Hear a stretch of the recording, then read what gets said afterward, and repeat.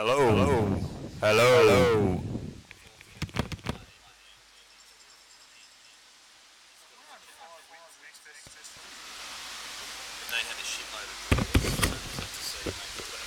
Check. Whoa, that's too loud. Check. Check. If we just beat the easy teams, stay with them. Even if we lose to this out. Yeah, because we played them twice. Yeah, so it's just people we didn't play yesterday. I'm gonna go over there and just listen to that. Plug in the headphones.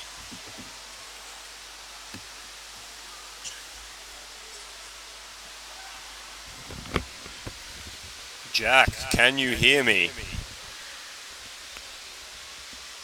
Earth to Jack. Flex, Jack. More flexing. There'll be like a 15-second delay. Yeah, there'll be about 15 seconds, 20-second delay.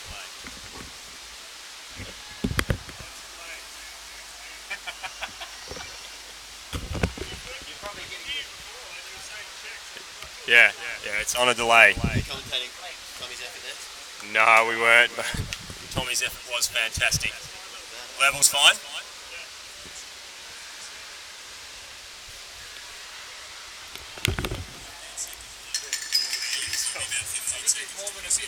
Yeah, that's fine. 30-second delay. Cool. Alright. That works fine. Yep. Australian Colts who aren't here. And then our last game is the Kings.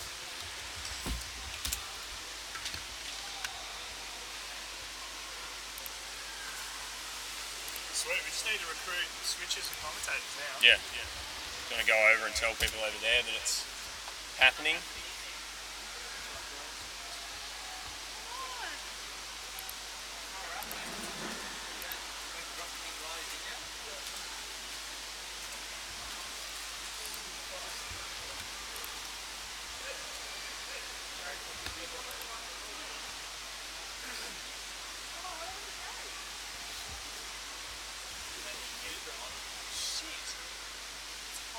What's wrong? Gary just got out during the game. Oh. You alright? Lucy was talking to him before, so.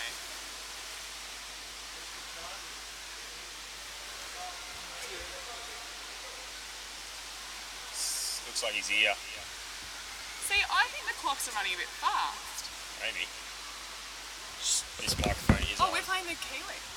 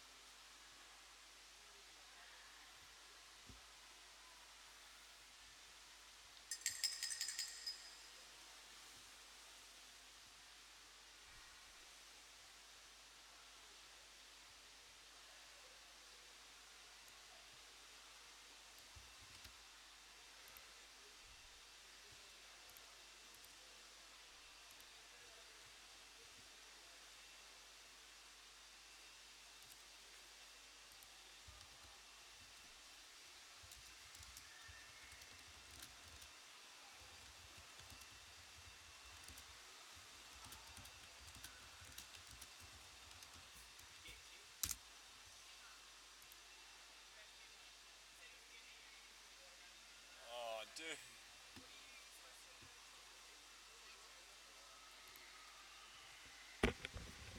What's the score in there, Hen? What's the score? I don't know, what's the score though?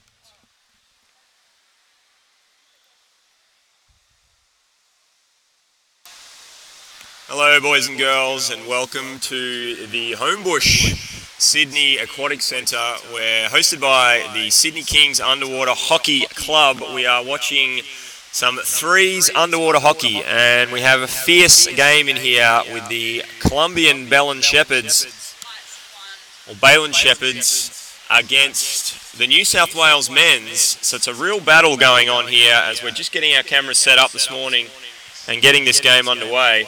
And that camera is pointing at the ground, so we can't see anything there.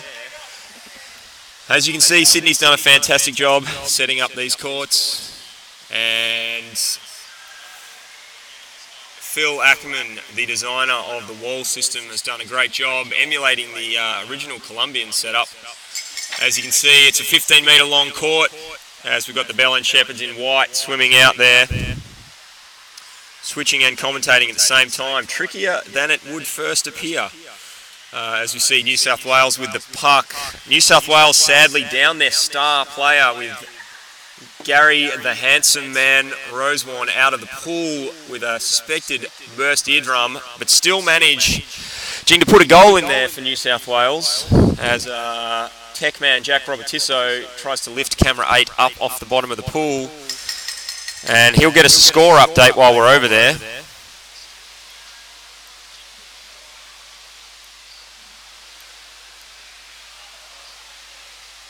Still sorting out a few little issues here as we get set up this morning. Camera 8 still giving us some footage of the bottom. 3-all.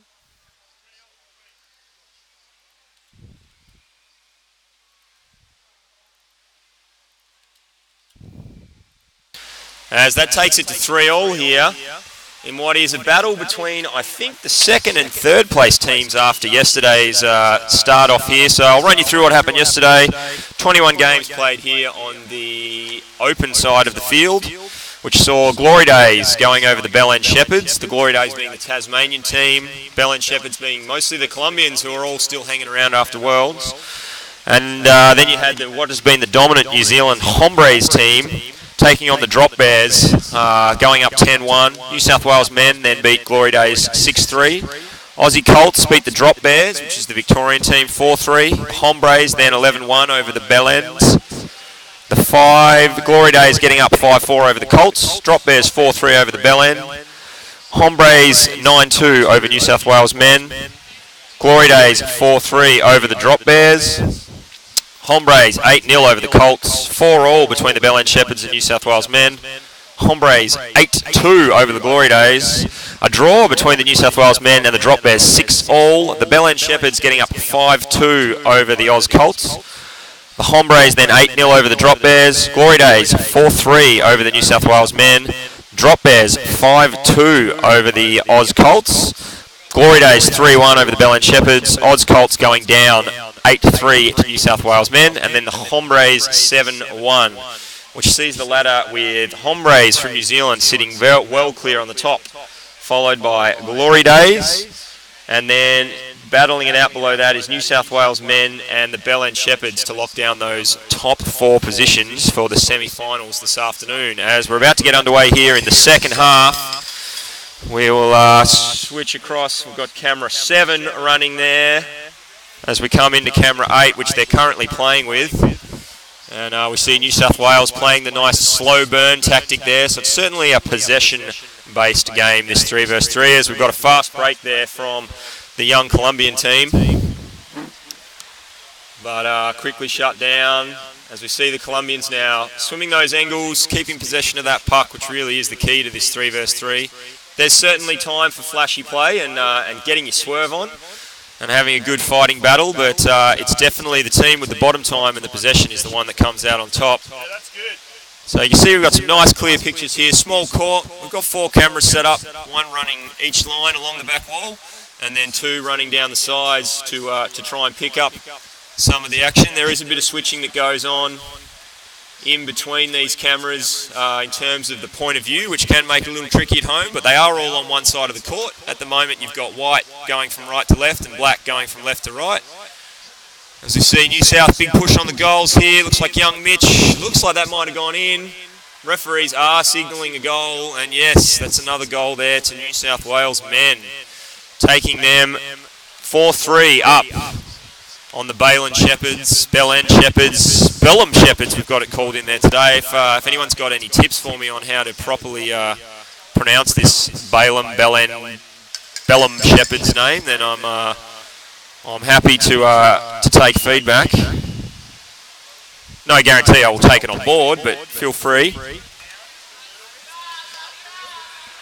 As I continue to challenge myself with the switching and commentating role.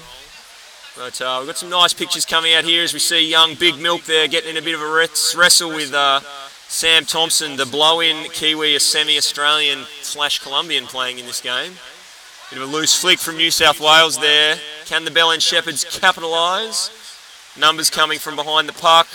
Big Milk doing the defending, saving his team at the back line there. That's young Tom Milner from Tasmania, who has converted to being a New South Welshman. As we see now New South making a bit of a drive up the pool. If I can figure out which camera to switch to. And we've got a bit of a tussle here on the far side. Oh, young Emmanuel Zapata coming off the bench. Although that might actually be Morales. Yeah, no, that's Santiago Morales from Medellin there, coming in to make that hit in this All-Star international team. Big drive down the pool. They got some numbers there.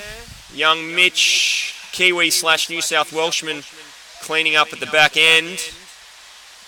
And managing to hold them out there and find some room for himself. He's just held it up, just waiting. It looks like Santiago Morales again there coming in. Fast break there from somebody as they bust their way up the pool back towards the Belen Shepherds defensive end. Interesting game tempo in the old 3 versus 3. You see a lot of kind of hurry up and wait, people sort of breath hold battling each other, having a big face off, and then someone exploding and trying to run off with it. And play just kind of stagnating in mid-court here for a little bit. New South Wales with a bit of possession, but running straight into that Belen defender. Once again, young Mitch there playing around. It's been great help to us here, setting up the streaming and providing some headphones and etc. As I see the big hairy body of Sam Thompson there doing some quality defending. Loose puck. There's Mitch again picking that one up. A bit of desperate defending on the corner of the tray here, but it's gone in. Looking at the referees on the surface. Oh, Manuel Zapata not happy with that one. And it looks like a goal signal there. So that's another goal for New South Men. They'll be pretty happy with that. Even with star player Gary sidelined, they're still managing to get up here.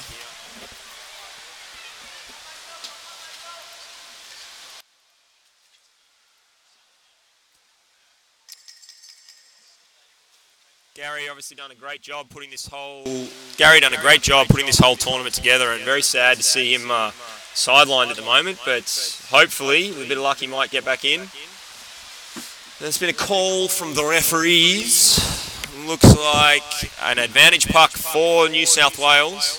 Big Milk with some big words to say to his team there as they set this free up. Looks like the milkman himself is going to take it, and he's taking it across to the far side, away from our cameras there. Mitch curling that one back in, as we see the Belens trying to set up some form of defence here. And they've found some space out across the far side of the pool. Good drive there, up the wall. There's a bit of a 2-on-1 happening here. Oh no, I've gone to camera 4, which doesn't exist. Oh, good hit and coming through, and a little bit too easy for Mora there. Santiago Morales from Medellin putting that one in. Well done, Mora. Well done to Wendy Stepkovich for putting up with having half a dozen Colombians sleeping on her floor since Worlds. The Stepkovich family obviously put a big effort in here to put this tournament together, as well as hosting half the people who are playing at their house this week. So it's a pretty good effort from the Stepkovich family. As the Belens making the drive with that one, but New South Wales quick to turn it around. Bit more of a slow burn there from New South Wales. Big Milk inflicting himself upon the game again, but once again the Shepherds managing to get that one out of there.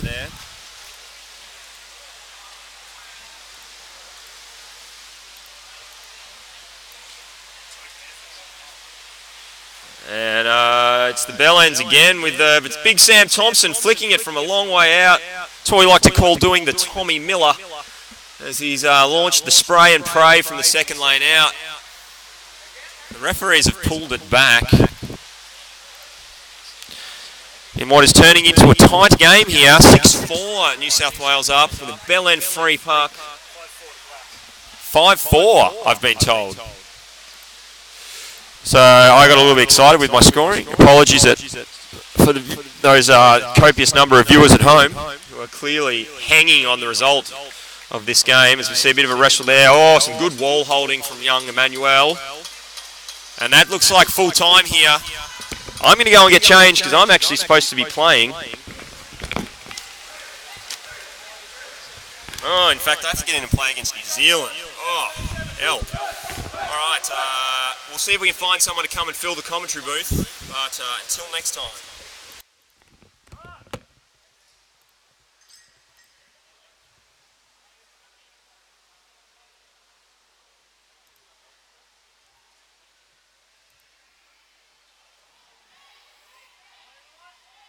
Commentator, Benny.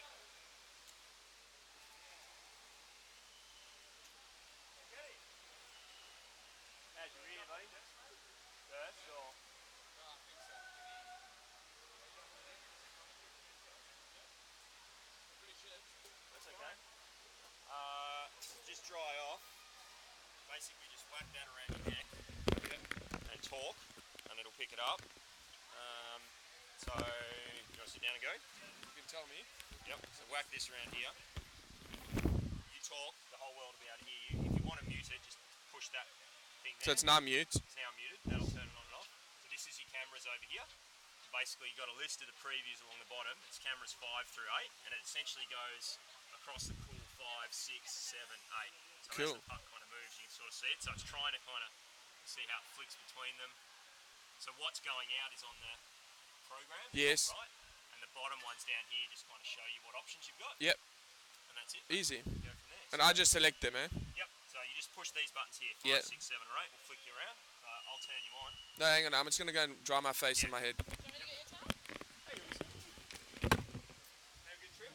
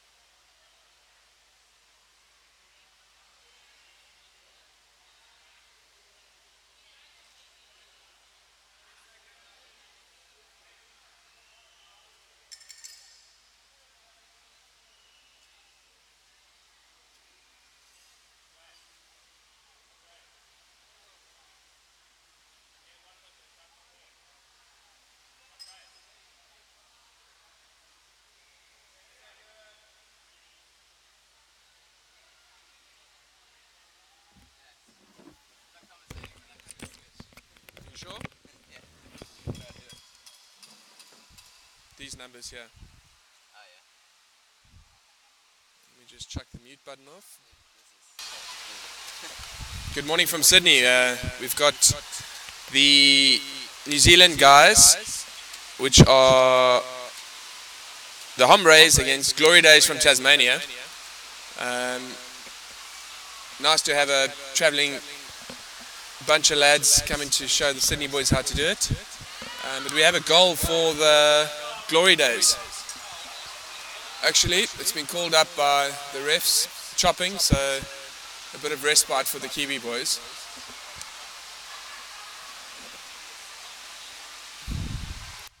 Joshy, so maybe I'll trade places with you. Maybe I'll just move over. So we've got 5, 6, 7, and 8. That's the cameras at the bottom. Yeah. And yeah. And what we're seeing is this one over here.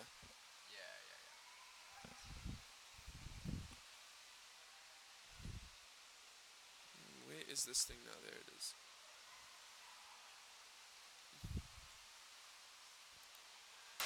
Yeah, an easy goal for the Kiwis.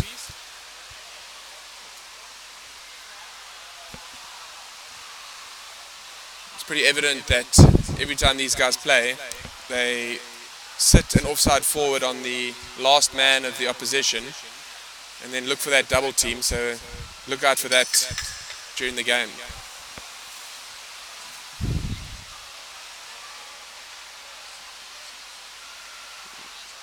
Strong clean out. Cheeky little Kiwi skills there.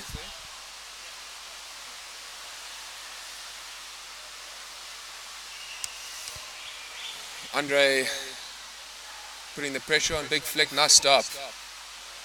Big drive out, and there's that double team we were talking about.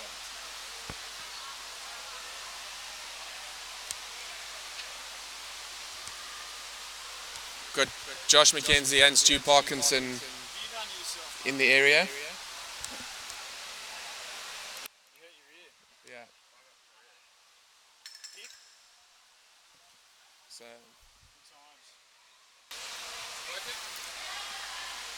nice strong swim from the youngster from Tassie. Hannah doing another drive and curl, protecting it, and I think they've isolated that last man. Benson swimming in an easy one.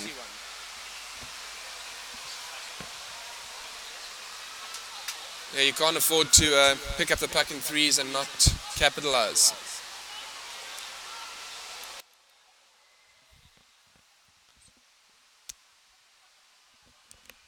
We're off. Yeah, I'm buggered. I'm not going to play. Sorry, boys. Divide the work by 5 and not by 6 now. That's what it is. At least you got... Yeah, it's just a bit annoying, yeah? Tasmanian boys throwing away possession early, and now let's see what well, Jake with his typical underbody scan before moving. That's good work. They've got the Kiwi boys on the drive here. They've got to score. Oh, good defense. Last. That's well done. And goal for the Tassie boys. Glory Days did some hard work there to maintain it.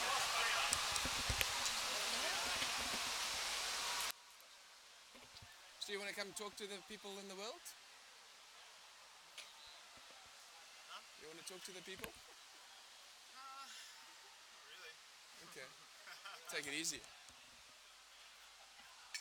Not like this year.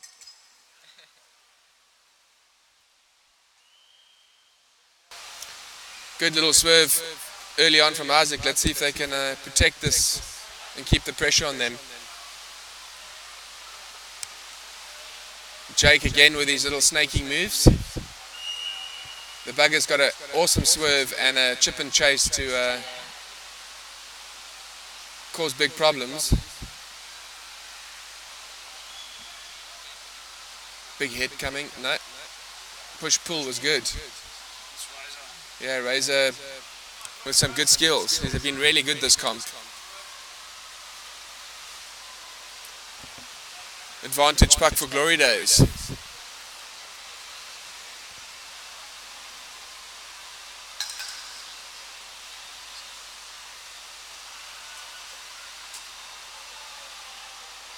Nice stop.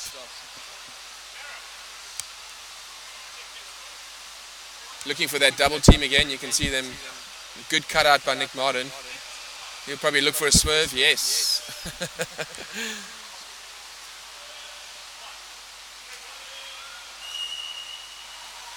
Nice back tackling there, and he can put a bit of pressure on the last man.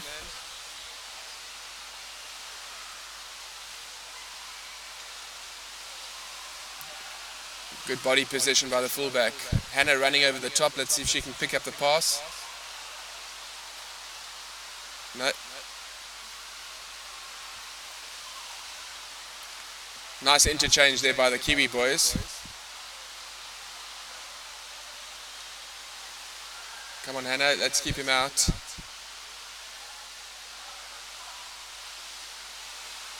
Bit of stick tackling there, I think. We'll see if the ref picked that up.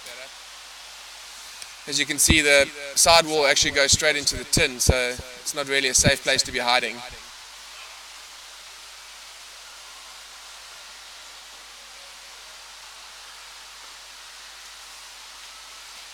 Hannah Robert Tissot doing well amongst all the boys. I think she's... Yeah, that's it. It's just it's a war of attrition now, hey? Open it up. Oh, well done. Very well done by the Glory Days folk. I think Hannah's the only girl in the men's division, so hats off to her. Good for her hockey.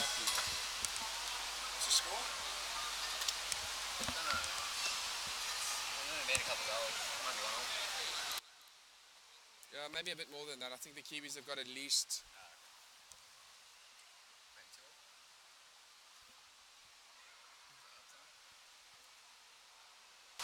Yeah, half time and teams changing ends. Yeah. 3-1 Kiwis.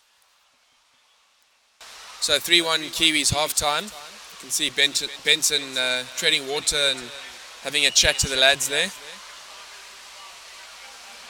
They've really been rolling the other teams in this comp, and being held 3-1 to the Glory Days guys is probably a fairly unusual feeling for them. So let's see what they can do in the second half. The Glory Days defense has been excellent so far.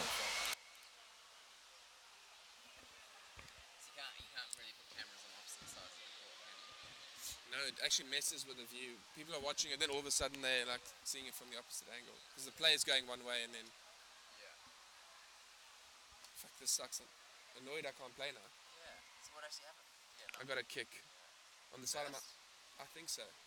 I was like really disorientated. And then I swam up to the side and I sat on the side and then everything was moving and I was sitting still. I actually put my hands on the floor and I was still moving and I was like, this is really weird. And then I put my stuff back on and I got in the water and just went down like a meter or so, slowly, and then it felt like some water ran out of my nose. I was like, oh, that's really weird. And there was a bit of pain, so I was like, I'm not doing this. Have you done it before? Yeah. Start of the second half and the Hombres win the strike.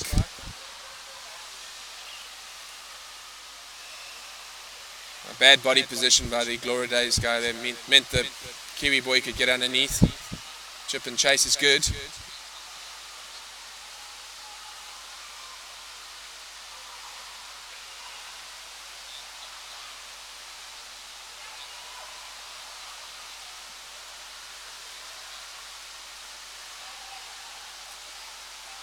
Using the width of the court a little bit. It's one-on-one here with a double team coming. Typical. Well done. Chose that easy outside option and backed himself on the flick. People and challenging to find the right game plan, but it does look like capitalizing on the double team has worked for them. Benson looking for a bit of space on the outside. See how the Kiwis are deliberately swimming more angles, left and right, whereas the Tassie guys tend to stay on one side.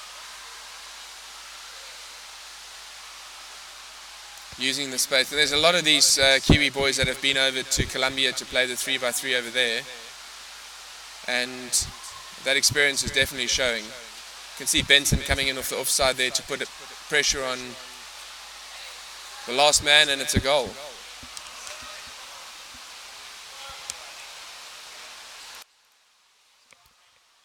You want to chat? Doesn't bother me, man. I'm doing one game and then I'm going to hand it back over to the Tassie boys. People were sick of hearing my voice.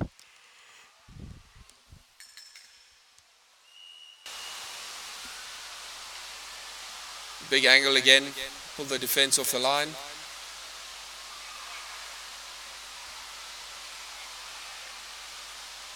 You'll probably look and see a Kiwi boy coming to double team into view. There you go. They're looking for it.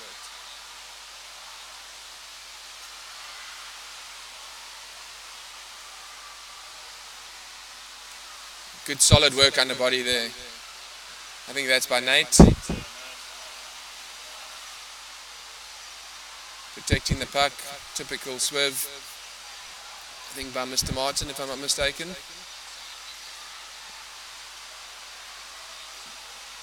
Bad body position there, allowing the Kiwi boy to get underneath.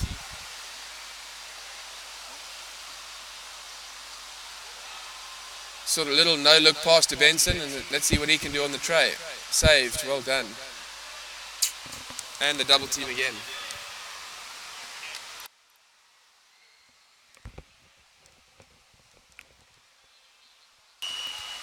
Yeah, the Sydney Threes comp is fortunate to have support of the Aussie Underwater Federation and get all this videoing equipment for us. So that's courtesy of them that everyone can watch this today. And lots of our local gear suppliers from across the ditch and over in America, and some of the local producers have given some good prizes for a raffle that's happening.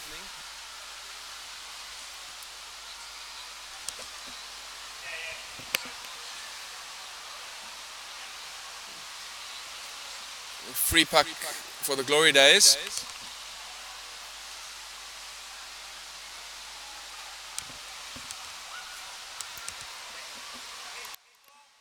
Yeah, I'm fine. Just there's no, yeah, and then super disorientation. So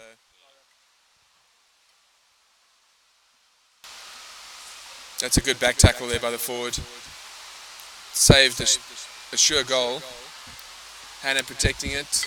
She'll probably look to go straight up to the surface and change. Use the space now, mate.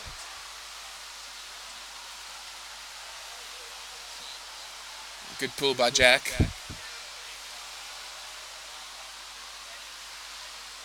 Benson looking to exploit that space and probably lay it off onto the inside too.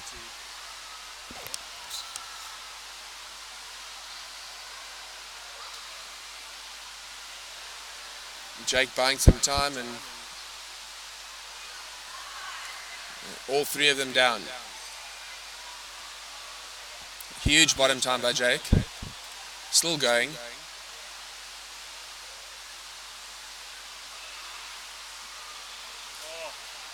And everyone hits the surface, and someone gets an easy goal. Yeah, that was pretty exceptional.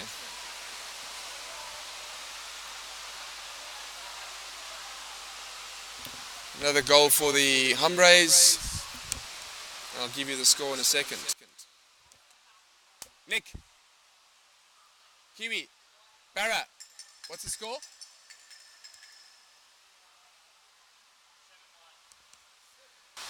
7-1. Yeah, 7-1 at the moment for the Hombres over the Glory Days from Tasmania.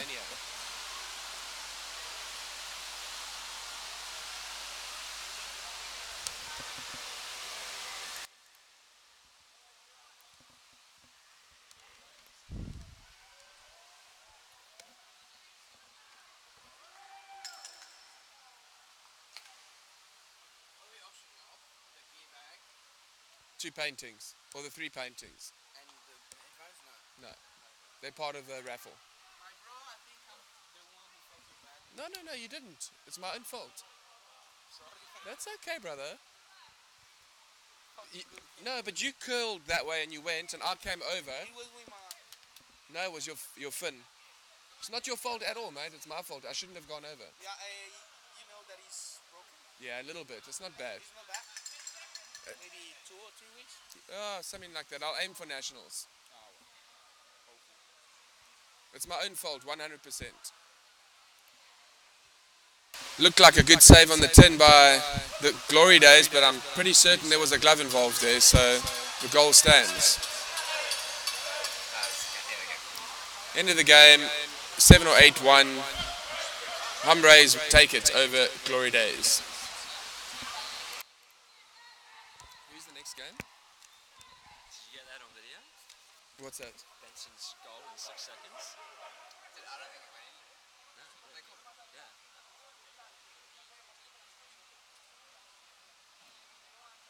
Is this...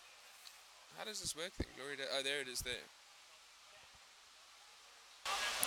Next game up is the Aussie Colts against the Belen Shepherds. The Belen Shepherds are primarily a Colombian team with Sam Thompson joining them from Queensland, steadying the ship at the back. And these guys have been pretty competitive up to now. The Aussie Colts missing a few players today. Harry van der Voda having to make a early departure back down to what he calls the South Island, better known as Tasmania. So, yeah, unfortunately they won't be at full strength today. They might have to pull in a few recruits. Alex Barnes might be there to help. They might be able to convince Josh McKenzie to help them for a game or two, if it doesn't clash with his games. So, yeah, it might have actually been an upgrade, Harry.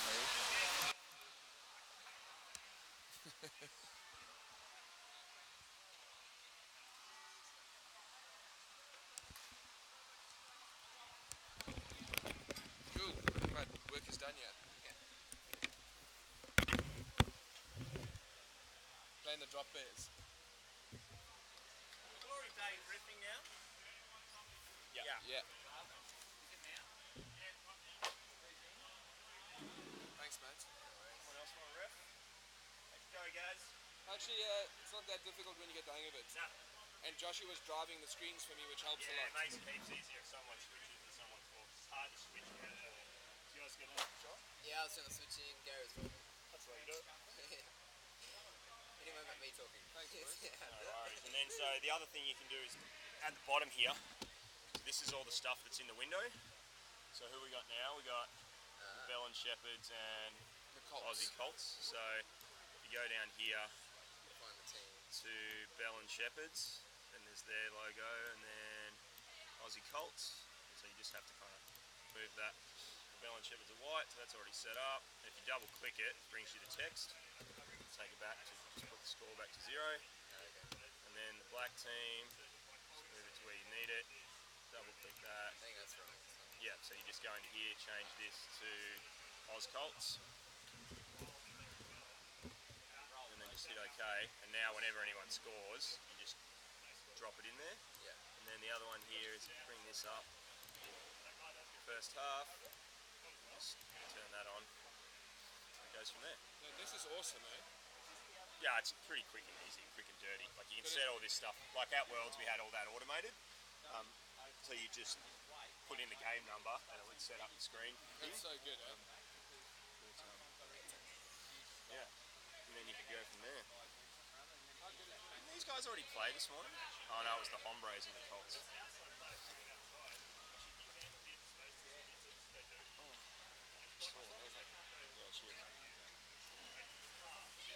cheers. Huh? No. It's in there.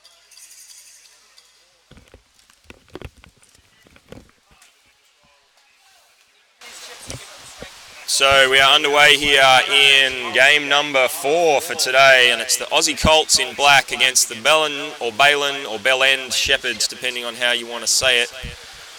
If anyone's got any info on how to pronounce that, let us know, as the Belen Shepherds put a quick one in to start it off, as the Aussie Colts have still got half their team sitting on the side of the pool, which seems to be a bit of a standard tactic for the Aussie Colts. Start with no players in and see how they go.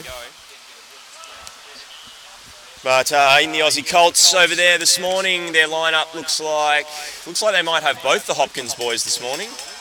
And Ben Stepkovich is back. Tommy Miller is back. And then some random people who I've got no idea who they are. But joining me next to me right here is Josh McKenzie. Josh, good to be in Sydney. Yeah, it's lovely here. Awesome playing the threes comp for the first time.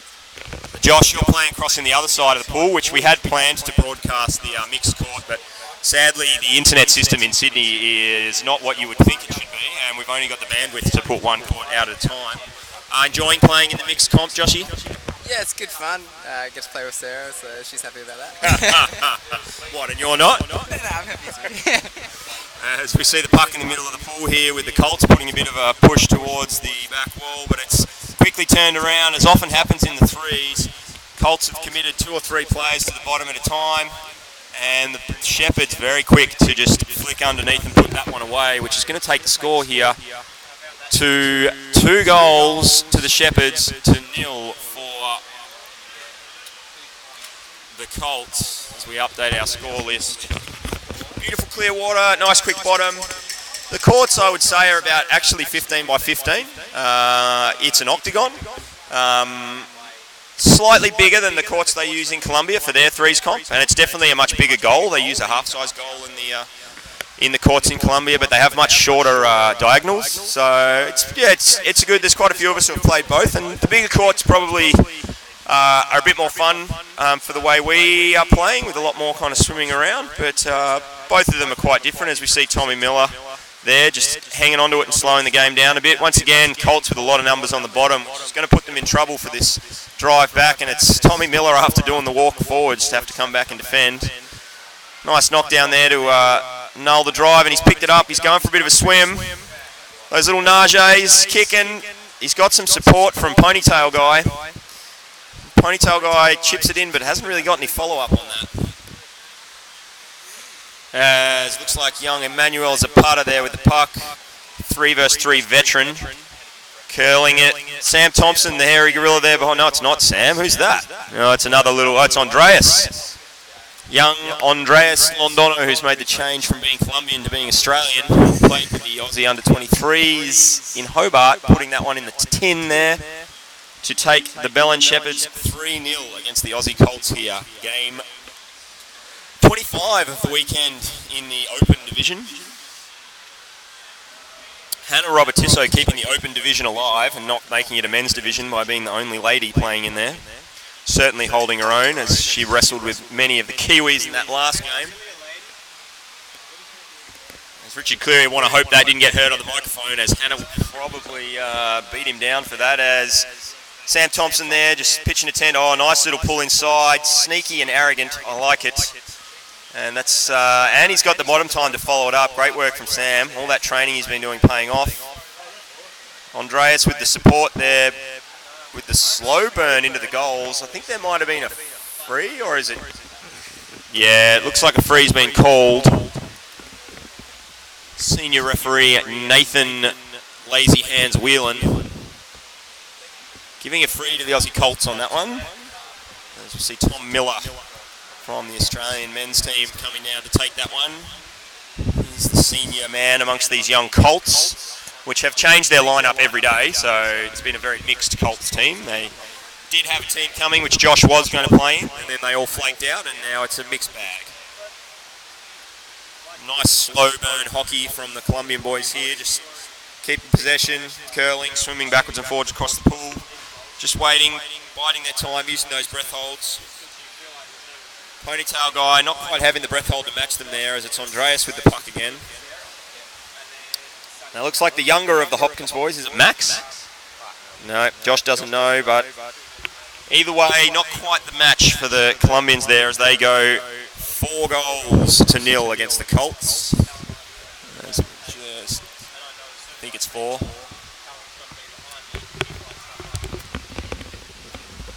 Yep. Oh.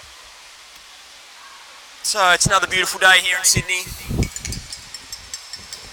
Homebush Aquatic Centre, actually holding up pretty well considering it's now 20 years old. I do remember playing in here in 01. We We played nationals here in '98, actually, Josh. That was my first ever nationals as a junior player. Back when we had an under-21s division at Australian Nationals.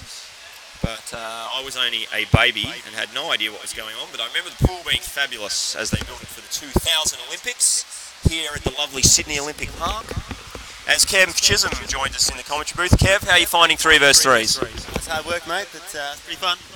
So the Victorians making the drive up, getting a few waves on the coast on the way up here. Yeah, some really good surf on the way up. But it's dropped off now, she gets some diving on the way home. As we see the Colts putting one in there. It looks like Tom Miller not only doing the swimming work, doing the hard defensive work, but also chipping it into the bin. You're right, mate, I can do both, or if Kev wants to do it. We might be putting in a formal protest if that's the case. No rules, this competition is just whatever Ben's feed him a lot of food.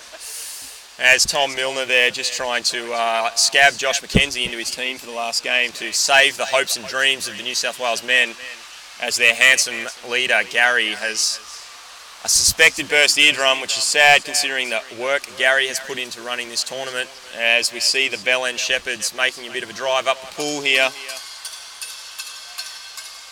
There's a lot of tapping going on from Jacko's son, which means half time, as the teams will change ends. Yes, Rowan Bridley just reminiscing of having to pull me out of the bathrooms at the presentation night of the '98 Nationals, as Jason Meeses and John Sutcliffe tried to rip my head off. But I'm still here, neither Jace or John are, so I'm notching that up as a win to me. But yes, look, the Sydney Kings have done a fantastic job putting on this weekend. We have been well and truly hosted. Lovely barbecue last night over in Centennial Park. As half-time, 2-minute halves here. We're playing 7-minute halves with a 2-minute break in between each one, 4 minutes in between games. There is the open division happening on this side, and you can see a court in the background on the far side there. That's the mixed division. Hotly contested between the Honey Badgers and the Rat & Co., being the Rat Mansion Cooperative. Which is the 3-couple team versus the 2-couple team of the Honey Badgers, captained by Alice. And if I look across, I think they might have actually done some full-size novelty checks for the winners. Obviously $1,000 prize money up for each division, which is making me question why I didn't just bank it and play in the mixed division. But no, it's been a much tighter, harder fought competition over this side of the court. Give them double or nothing at the end. What's that? Double or nothing at the end. Yeah. No, look, they've done it, and I think if we were to win, I would be donating the $1,000 straight back into the Sydney Kings Club, because they've done a fantastic job. There's been a huge amount of volunteers hours go into this, as there are at any tournament. So, well done to them. Now that it's pretty clear we're not going to win, I would also do the same. Yeah. So Kev Chisholm there just throwing his support behind donating the prize money back in. Sadly, Kev, I don't think it'll be up to us at this stage. The Kiwis have got a pretty strong stranglehold on our side of the court. But the Rat Mansion on the other side certainly looking the favourites at the moment, as we see the Shepherds putting an easy one in there to kick off this second half. Rat Mansion also short price favourites not to donate the money back to the city. Yes, also very true. Kev Chisholm just informing us Rat Mansion will not be donating money to any charities, except the charity of the Rat Mansion. As Jenny Kennedy joins us here in the commentary booth on the side of the pool. How are you today, Jenny? Very well, thank you, Nick. I've just come to watch my son play in the men's team. Excellent. So he's having a crack here with the Aussie Colts. Think he's a future Australian Colt? Yeah, I think he's got the potential. He's got a lovely quick swerve when he gets the puck, and he's got some quick legs. And is he the player with the ponytail? Sadly. He is. There we go, ponytail guy. And what's your son's name, Jenny? Matthew. Right, so we've got Matthew joining, and it's both the Hopkins boys in there today as well, I think. Correct, I'm having a look at them as well. Both Jack and Will are playing. There's mate with the puck now. We've just lost the puck now. Both Jack and Will are playing. They've come up from Wollongong to help Ben's team out. And obviously a really strong hockey community in Wollongong. Is just because of the university, you think, or...? We've just had a lot of dedicated players over the years that have really pushed to try and improve the sport and get the numbers up. We've certainly used the Wollongong University students to try and improve our numbers. But yeah, I think it's just a strong community with lots of kids as well coming through. We see Sam Thompson kicking those hairy legs, making the breakaway. So good defence there from the Shepherds as they pull that one off their own tray and send the big Kiwi from Cairns on the drive up the pool there to chip that one in for an uncontested goal. And Jenny, refereeing's obviously your focus. How's it looking for nationals this year? Yeah, we're getting there slowly, thanks Nick. We could do with a few more non-playing refs. If there's anybody out there in underwater hockey land that would like to come and get some experience, we'd certainly welcome you. Get you some good experience with these 15s and 19s if you feel a little bit out of your depth. But we'll be running a referee course before nationals, and yeah, it's all coming together well. Yeah, no, it's good to hear. And we do seem to struggle sometimes getting the numbers of referees in Australia that perhaps New Zealand has. Do you think it's just purely a number of people involved with hockey situation? Yeah, when you look at New South Wales, for example, a lot of us wear a number of hats as far as playing for state, refereeing or coaching or doing, and as well as being on the committee. So we could do with a few more numbers of people that are maybe parents that have never played, or their kids are playing, or they've given up playing for whatever reason, can come and still give back to the sport. As we see Emmanuel Zapata there doing a textbook Sydney Kings flick over the goal tray and down into the depths of the 5-metre diving pool. The walls here, not that high and very easy to accidentally chip it over the back of the goal tray in your excitement. And that will be a defensive free puck. Wow, they've actually given it back to the Shepherds, which is an interesting decision. But anyway, we'll just let that one slide, Jenny. As we see the Colts trying to defend young Ben Stepkovich, who's put a lot of work into running this tournament, Jenny. Yeah, Ben's worked really hard. He's one of the main players in New South Wales underwater hockey. He's our president, and we're going to elect him back to be president next year. He plays for Australia, he's in the men's team, and he's coaching the junior New South Wales team. So hats off to him, and while he's studying his thesis and doing his PhD. So he's a very busy boy, but very dedicated to the sport of underwater hockey, and we could do with a few more like him. Yeah, he does a fantastic job, does Ben. I've coached him numerous times and had to put up with plenty of requests from him as the New South Wales president in some of the roles I've done at UHA. So no, he's a real asset to the sport and a real asset to New South Wales. As Sam Thompson puts a nice flick in towards the goal tray there. Santiago Morales playing the slow burn. We haven't put it in slow-mo. He's just actually doing everything really slowly. But it's working for him. He's drawn in a few of the younger players, and he's Mora as... Oh, Jenny, the proud parent. Ponytail kid saves the day. He's got the second effort as well, swims it out. Oh, what a proud moment for a mother. Tearing up. That was a very good effort.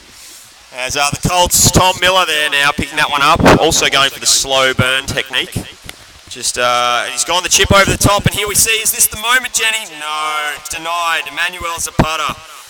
As we see young Jack Hopkins there with a bit of a soft effort on that one. And we've seen a pull up. Lazy hands wheeling, signalling a stick infringement. As Hannah, the only girl Robertisso in the open division, places the puck for an Colts free puck on the back wall here. Nice view, action ready to go. Ben, not sure if they've tapped. Wow, there's an explosion off the wall. They've left the room. Oh, and Hopkins cannot convert. Ben gives it back. Oh, and they're denied by the goal tray again. And this time it's actually a goal. I believe it might be I think he's French, that guy. I think it's Cedric. Is that the French guy? I think he's got Italian baiters on here. Okay, so maybe he's Italian? Yep, okay. He's European. Or he could be Argentinian. I'm not really sure. He's not from Sydney.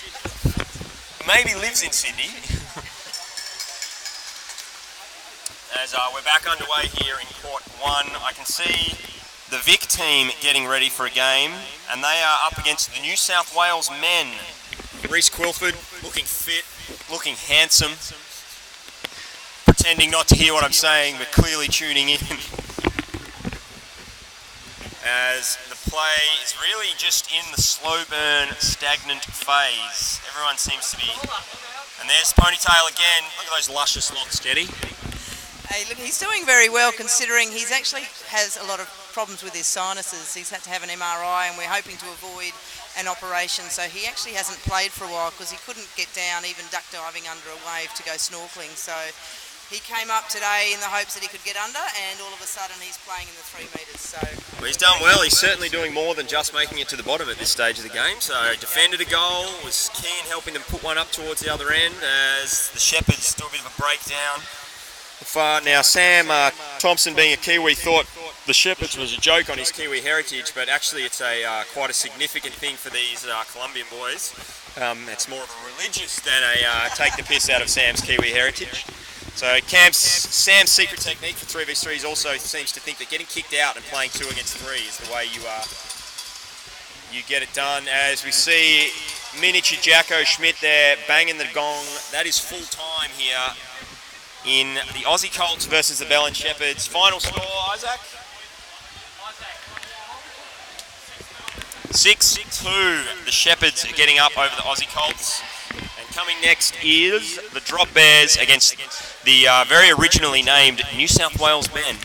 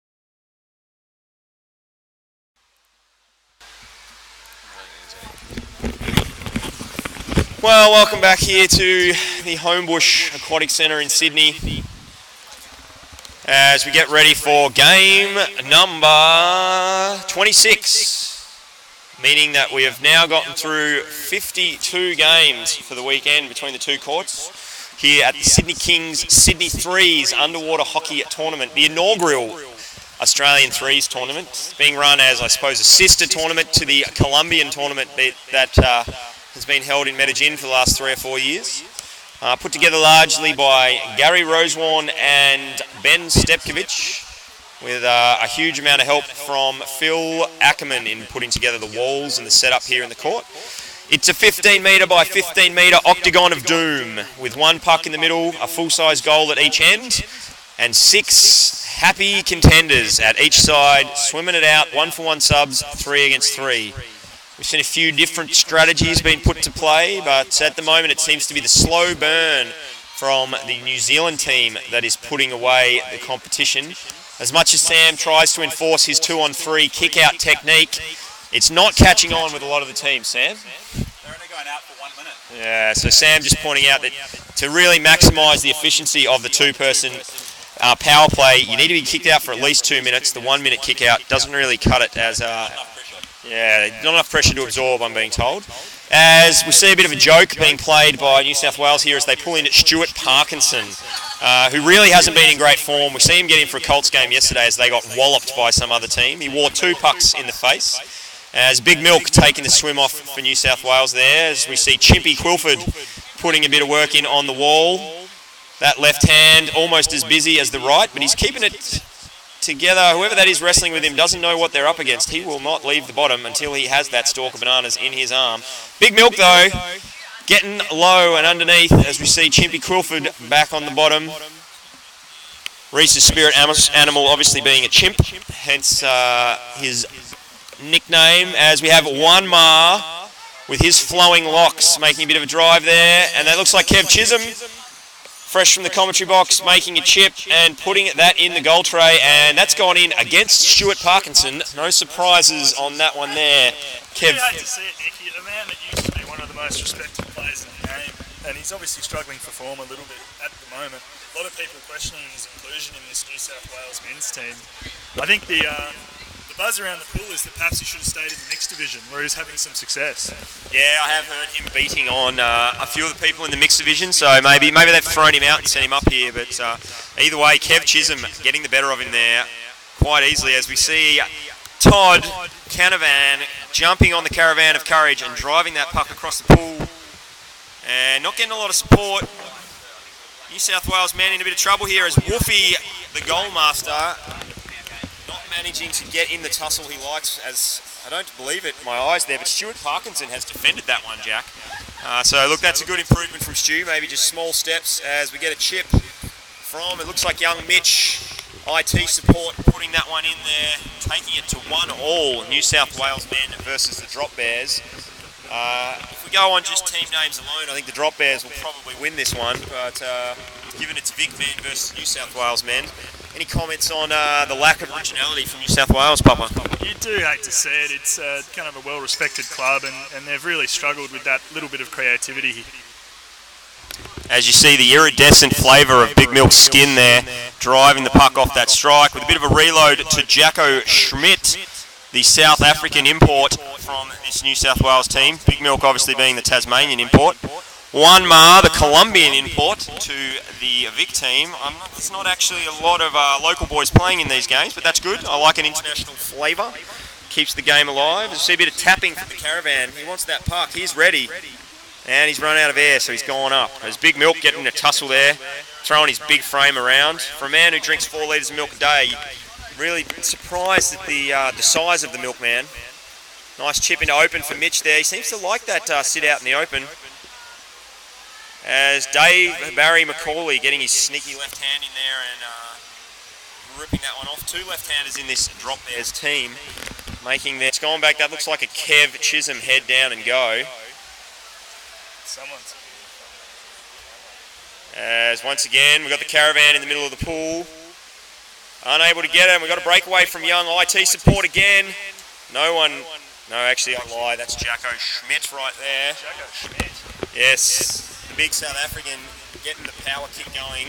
They don't call him Crazy Jacko for nothing, Nick. That was a classic Jacko goal. He's just kicked it in a straight line at a slightly higher than average pace, and he's just slotted that goal in. Of course, one of the great weaknesses of this Victorian team is if you actually swim at them at a medium pace and just flick it in a straight line, they have a lot of trouble dealing with it. Yeah, obviously there's circumstances before that happening that creates that problem, but most of which is that Gary is standing on the side of the pool flexing and distracting everyone with his handsome figure. But as we see now, Victoria with a bit of space out wide there, that looks like Little Lave. Barry McCauley there with that puck. And he's dropped it back to Chimp, Burrower, Quilford. He's got that pinned in the corner there, and it's Chimp versus Big Milk. I'd be very surprised if Chimpy doesn't put this in. This is really his area.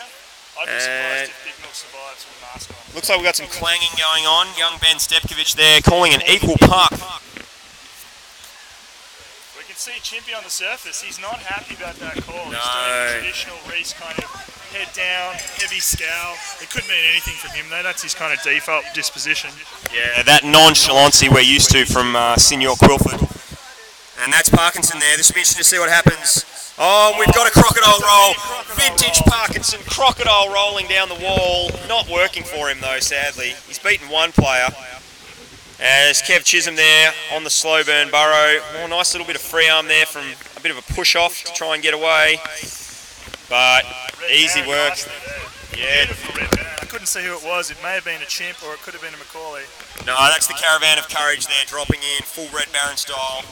Wanma coming on a lazy 45 from the sub-bench. He's managed to get the puck, or he's gone the chip and chase, and I'm going to hazard that was straight through Stuart Parkinson there, I reckon. as they make a bit of a drive.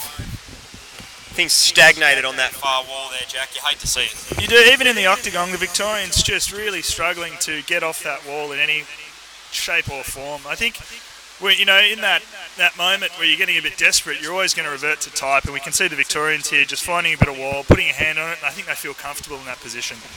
As we saw Chimpy opening that one up. Little Dave, signature left-hand curl, lefty to lefty. Oh, Chimpy goes to swerve, headbutt. Oh, and he doesn't look happy. Joel from... And it's Big Milk who's picked up the scraps, and he's going to make the drive and swim. As not happy on there's that looked pretty B grade. That looked like I think that might be Joel Hattie, is it? Or I'm not sure. They all look kind of similar, those Kiwi boys. And he has just full solid headbutt straight into Reese. Has misread that one, but Ben Stepkovich, he's seen it, and he's just. Having some pretty harsh words there with the referee, Nick. I'm not sure if I was in it, I'd tolerate that sort of disposition. I'm not sure if any bad language was used, but there was definitely intent, kind of an incline in the head from Dave Barry-McCauley in a certain tone of voice that I wouldn't take kindly to. Yeah, look, I'm going to understand his frustrations though, Jack. I mean, come on. Crawford just beaten him with a beautiful left-handed swerve, and some crab retard guy on the other end just headbutted straight into him. Like, that's textbook get Rayfield about kind of stuff right there. As we get another swim off, and it's Mitch, IT support, going for that one as we get the clanger for full-time? Half-time? I'm not really sure. Half-time from the way they're swimming across. I did see some good apologising going on following the headbutt incident. Headbutt gate, as it's being known around the pool now. There's a lot of chatter going on. As Papa's just going to go and chase down a score from the other side over there. As it looks like we've actually got someone chatting. We've got Andika, Gerald, Dariana, which I'm pretty sure is Darren, hat guy from Indonesia. I'm going to go with that, who came across for Nationals. Great to see some involvement here. New South obviously having a good crack, sitting third place at the moment. Not seeing a lot of support in the chat for Victoria, sadly. So, if you're watching and you do support Victoria, then it's time to get a few people yazzed up. We're looking at a good huddle here from New South Wales. I'll be surprised if Stuart Parkinson's not contributing there. As Gary Rosewarne firing the team up with a bit of flexing on the side of the pool. He's looking exceptionally tanned this year, Jack. He is, and I talked to him about his secret, and he says he's been to Hawaii where he worked pretty hard with the tanning oil. And then he transitioned straight to Bali, and then he went to South Africa. So he's keeping in the sun, and he's going all natural. And there were rumours, ugly rumours, frankly, Nick, earlier in the year that maybe there's spent some time in a tanning bed or even a fake tan parlour. But I think Gary's put those to bed finally, and good riddance to that. Yeah, no, looking at the evenness of that tan, I just don't think that can be achieved any other way than just getting yourself under the cancer box and kind of getting it done. So well done to Gary for committing to that tan and really pulling it off. A lot of rumours floating around that maybe he's pursuing a role as an underwear model. Any comments there? Yeah, of course, difficulty with underwear modelling with that level of tan is if he does slip his underwear just a little bit in a shoot, then you will see that very, very pale underline line, which is the kind of double-edged sword of a tan that black. Yeah, his South African passport, as it's known. As you see the game getting underway here, and Big Milk again. The Milkman winning the strike, taking the puck. Bit of recycle there as New South Wales have gone for the curl and swim 45 technique. Jacko Schmidt's impersonation of a swerve there. As Big Milk once again with the puck. Milk versus Chisholm. Milk versus Chisholm.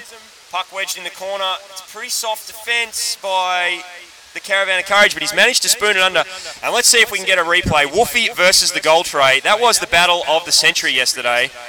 As Little Dave has now picked it up, and it's Dave versus Milkman, one-on-one. Dave, he's probably changed direction. Milkman, nice use of the fins as he lazily pushes off. Dave goes low, it's a good drive. The puck's there, it's in the bin. As they all come up, Milkman's change of direction defence, not enough, and that is a goal to the Drop Bears. 2-3.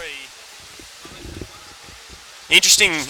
Drop Bears managing to score with Stuart Parkinson in the sub-bench. Usually it's only when he's in that they're managing to score, but good work. Yeah, it's interesting actually. Yeah, as you note, Stu was on the sub-bench and they still managed to put it in. You would have thought that level of experience would make it harder to score, not easier.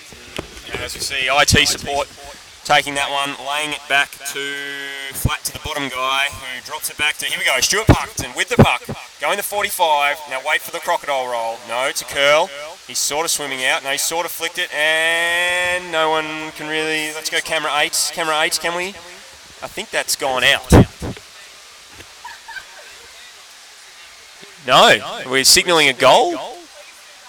I don't really know what's going on here, I'm confused. We've got some great technical officers working hard to put a bit of wall back together.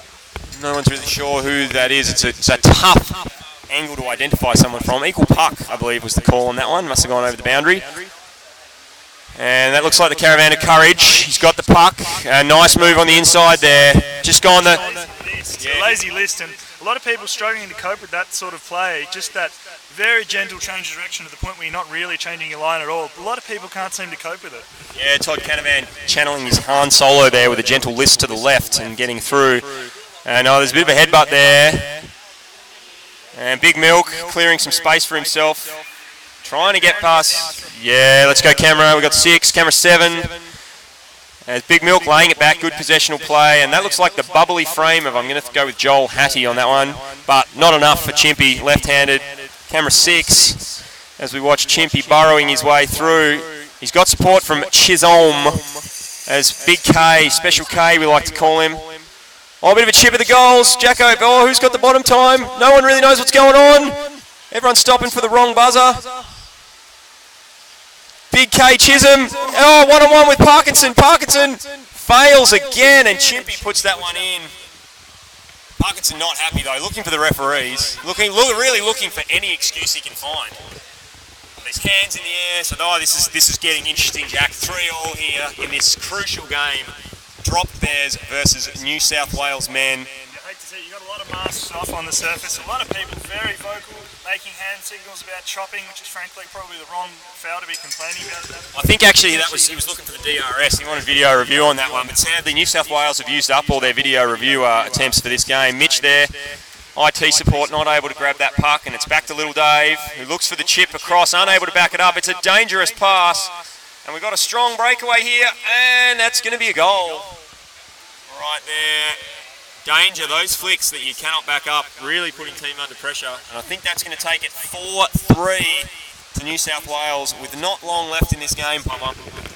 Yeah, it looks like it's all been sealed out. New South Wales just somehow getting on top of this very strong Victorian team.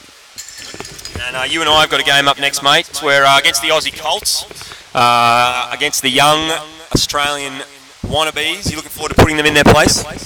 Yeah, look, I think it means that we can take our time getting in the water, essentially. They appear to have called up just a bunch of random children from the neighbourhood to fill in.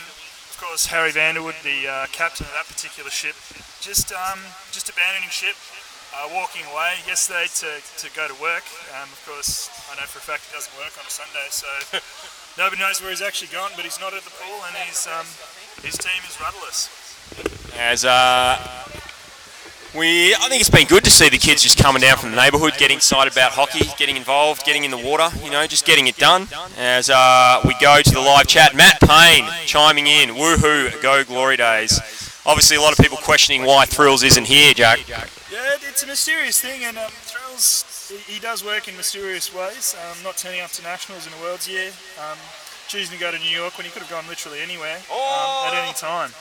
We almost saw a Tom Miller there, almost. If only that had a drop behind the goal tray or bounced out over the side or something, that would have been perfect. Sadly, New South Wales managing to put that one in though. Well done to whoever flicked it, but disappointing for us not to see the bounce back and some more action for the commentary team. A lot of people saying maybe Isaac Ridley will now replace Thrills as the new Australian team mascot. That is the chatter at the moment around the pool deck, and he's got all the makings of a Thrills, but he actually turns up, which is always a bonus. Big Milk there, good possession off the puck. He's doing a good job of keeping possession this game, Big Milk, really helping out his New South Wales team. Caravan of Courage, just got a bit much for him there though. As we see Parkinson setting himself up, but once again, just going to the surface.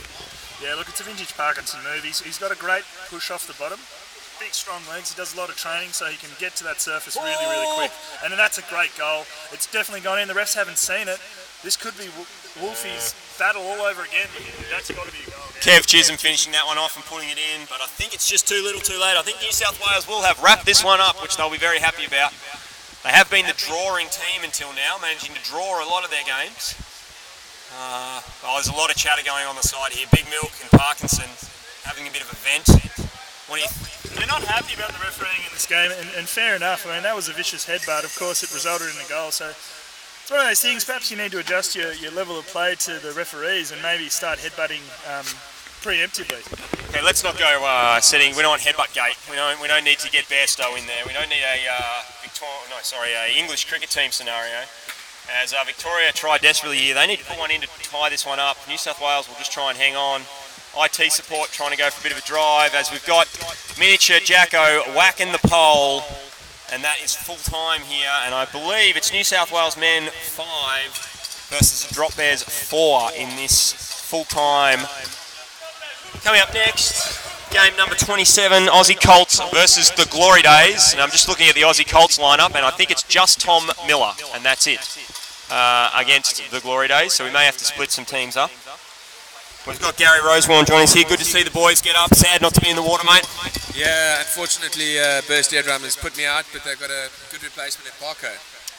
Yeah, it's kind of like controversial selection. We saw Mackenzie trying to be dragged in there, but Parko obviously with his New South Wales heritage. We saw him do 3 crocodile rolls in that game. Is that something you instructed him to do? Yeah, we do what we need to win, mate. Even though crocodile roll is generally forbidden, Stu's got a bit of a dispensation for that. He does like a crocodile roll. Well, we better get in and play, Papa, and we'll leave. Are you going to stay here and commentate, Gary? I may be around for a few minutes. I just want to have a chat to the boys quick. Good plan. Feel free to commentate if you want, man.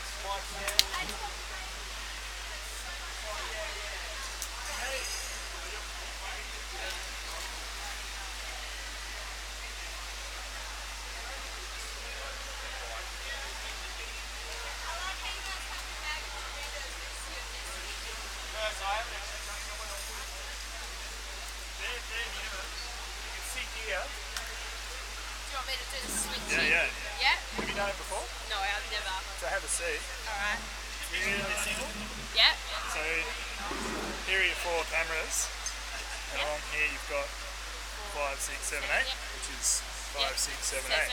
So basically, that's what you're on at the moment. Yep. And this is where your cameras are. So you sit here and just, whichever one the most action is, you just press it. Okay. And it will switch over. You do actually have to pay attention quite a lot though, so. Damn it! Yeah, I know, right? I think I could do this actually. And if anyone does turn up and want to commentate, just talking to this. It's live at the moment, so anything you don't want your hands on, Yeah, we'll Julia, send out over the internet. want me to commentate? I'm really annoying, but. This is the mic right here. So you kind of pick it up. Yeah. Hello, everybody. Place not too far away. Okay. And Can't see yeah, what it is. just talk about the game. Try to minimise the swearing. Make it fun. Okay, no worries. Are we allowed to just talk trash about people? Oh, totally, yeah. That's what Nick and I would just do. Just bag you guys out. I think you should mention that Nick looks like he's been on a good paddock and yeah. Got a good winter He's- insulation he's- layer. Wait, I don't He's recognise that starting to person. get the dead belly. The dead belly. Wait, I don't recognise him anymore. This is cool. So which court is it? It's this court. Only the men's one. And then the men's Oh, that's good. It'll just be on YouTube, but I don't know. I'm trying to figure out where each thing is. Well, there's a camera that's here. Obviously, That's this Yeah. corner. Yep. That's that corner. That corner. And this corner. All right, so you can flick between the screens. Yeah. So, I'll go that one. You can see the so stripe. you're going to commentate with me. Oh dear Lord. So this is what your dad did in Hobart. Commentate it. No, he did all the switching. Oh, wow. You know, it's pretty cool. It's a good setup. Although, it's a shame it's not a bit clearer. Because in the water when you're playing, it's so much clearer. That's right. Yeah. And do they hit record when we start? No, it's recording now. Oh. Oh, and it's off. my God, The game started. Okay, so Hey, let's go.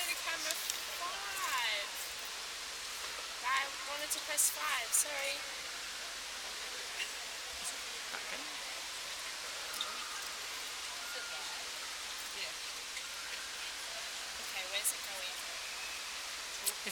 It's going towards camera 6, and that looked like no goal.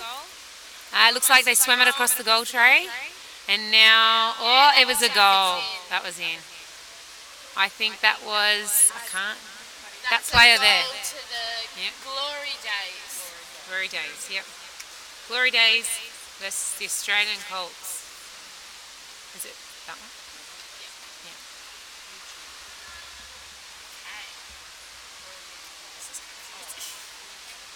You'll be right. Oh, and they're off again. That looks like Jack. Jack Hopkins, I would Yes, say. I would say too. Yep. And the way he's swimming and those long legs, and number 10, definitely Jack. Then it's gone to Matt. Kennedy. Yeah, come on, Matt, stay down. Oh, good boy. And who else have we got there? Someone. Oh, and that's a good swim. That's a good breakaway. That's going to be a really good breakaway. Good work, Matt, keeping it out. I think it's a Following goal. up by the Glory Days. Yep. Unfortunately, another goal. Or fortunately for the other team. There's always two ways to look at it.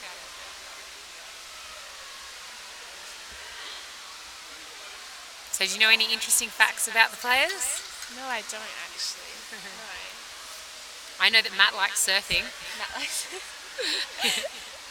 I try that camera. Nope. There we go. That's a good That's shot. a good shot. Actually. Yes, That's that is a lot good better. shot. So looks like Hannah's got the puck. Yep. Hannah and Swimming it out. I think that's Razor Bridley. not sure. Oh, I lost it underneath the body. Always a risky move. I think that was Benny. Good work. Yeah, Hannah's doing Hannah's well. excellent. Tommy Miller's in there. That was a goal by Tommy Miller. Yep. Perfect. Although we didn't actually see it. Yeah, we missed it. Yeah, the camera angle's just not quite right to see it. I think I switched too slowly. That's okay. Well, you know what we should do? Look down here, and then when we see one, and then quickly flick it up. So you should know if I say camera 7, flick that up. Okay, wait, it's on again, so see it here. Here we go. Okay, quick off the strike that was. Excellent. Off the strike. Oh, that was really good. Yep.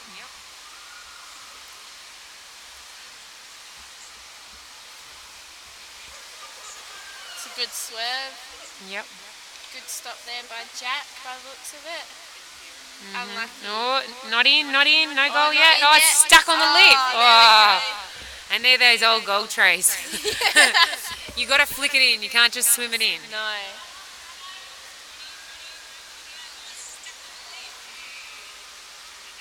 So that's another goal to the Glory Days team. We'll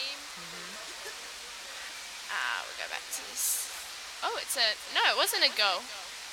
It was a free puck. So Tommy M's taking the puck, flicked it out. Actually, you know what? I've got my game. 15 minutes. I'm going to have to go. I've got my game. Still got time. Okay, see if we can get a decent angle on it. Oh, there we go. Oh, good curl. Protecting the puck. Hannah's the only female playing in this men's division this weekend, so she's doing really well up against these blokes. She is a really good player. Yeah. I've had a nice kick from her once and gave me a black eye. Tommy M's got the puck and is swimming it through, waiting for his teammates to catch up. Oh, yes. Release, unlucky. Oh, soup change. Turn over. Can I get over there? No, sorry. Yep, maybe That's as good as we're going to get, I think. Yep, that's the only camera you can see that. Looks like we might. Oh, it's going to come down the They're wall. driving towards it These in the excellent corner. walls. Look at them. Oh, into the corner and... Oh, nice crocodile roll there. Done into the goal tray. Beautiful. I'm not sure if that was Nath Whelan who put that one in or someone else.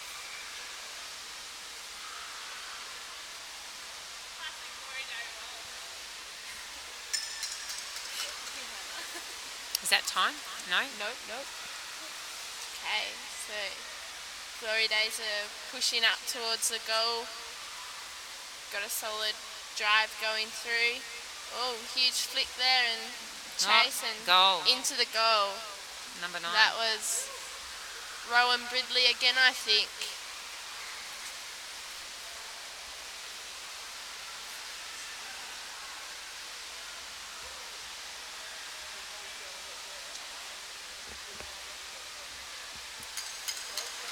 Here they go. And Jack takes it. Yeah, out to the strike by himself. Good double team in there by the Aussie Colts. Yep, and Jack's there to back up. Yeah, it was that Matthew, Matt, I think. Matt. Yeah, Matt's backing up. And Tom's down there for an option. Okay, here we go. Oops, sorry. Anna's. So it must be, something happened. must have had a foul. Yep. Somewhere along the line.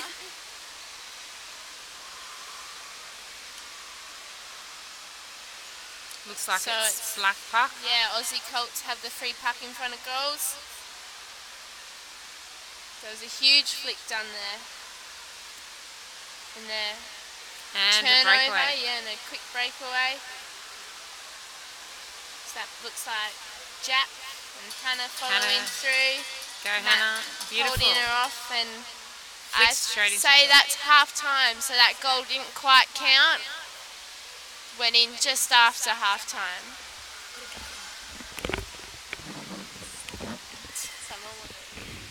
Oh my god.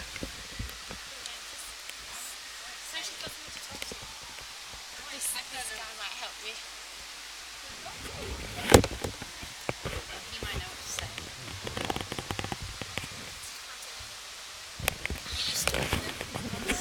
I can't do this. I don't know who anyone is though.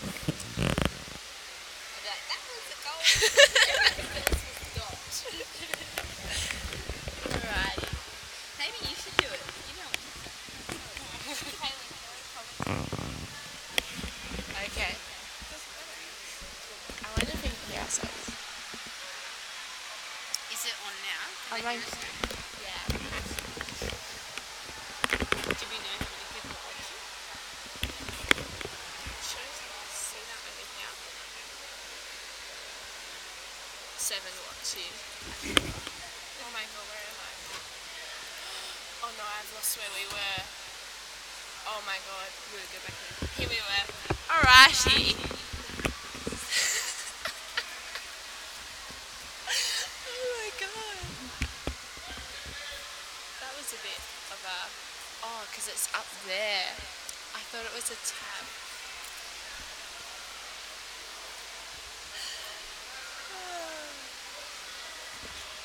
Alright, so we're just about to start the second half.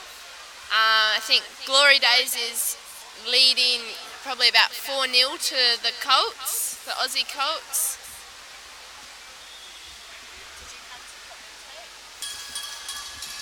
Alright, so this is the start of the second half. Here we go. So we got Glory Days out fast to the puck. That was a good swim. I think that was Nath Whelan. Got it off the strike from his teammate and straight into the goals. So Glory Days is leading 6-0 against the Aussie Colts.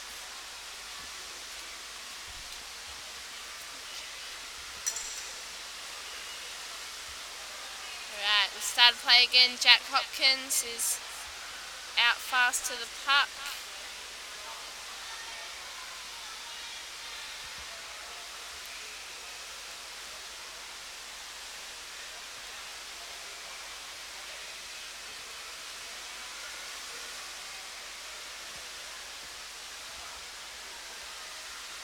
So Tommy M's got the puck and is swimming it around the goal tray. Almost good knockdown there by, looks like Jack, Robert Tissot. Picked up by Razor Bridley, who's weaving his way through the players. Good tackle there by Benny.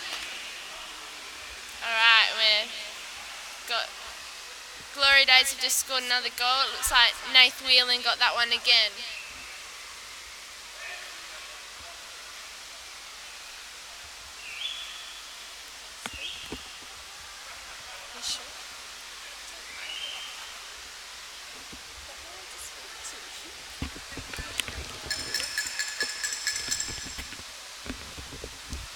Alrighty, we're out to the strike again. Looks like Isaac Gridley's won that strike for the Glory Days team. Matthew Kennedy's putting on some good pressure. Aussie Colts are doing good defence here, just slowing them down and trying to make them tired so they can get back through. Jack Hopkins against what looks like Isaac Gridley. And Tommy M's there following behind. So here we go. Tommy M's got the puck and is swimming forward. Bit of an illegal knockdown there, but that's alright. Good stop by Nath Whelan. Attacked by Jack Hopkins, who gave up pretty easily.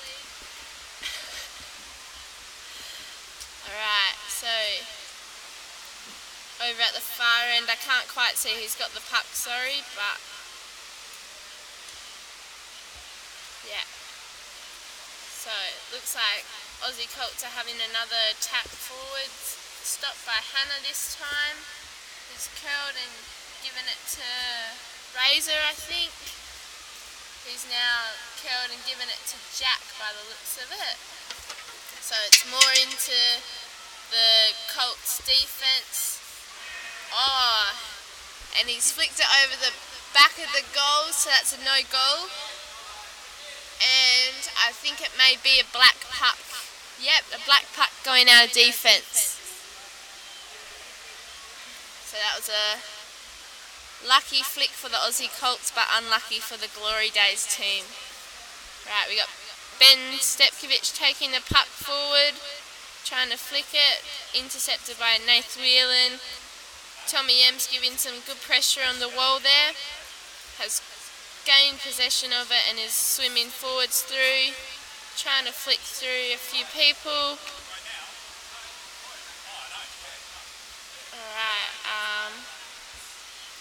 And Ben Stepkovich has just stopped it on the goal tray by the looks of things. Alright, Tommy Miller's looking to swim all the way through the middle. He's doing a great job. Alright, we've had a turnover again and this is going to be a race. That looks like Nath Whelan's powering for goals and it's a goal. So that's another goal for the Glory Days team. And the Aussie Colts unfortunately haven't got a goal yet this game.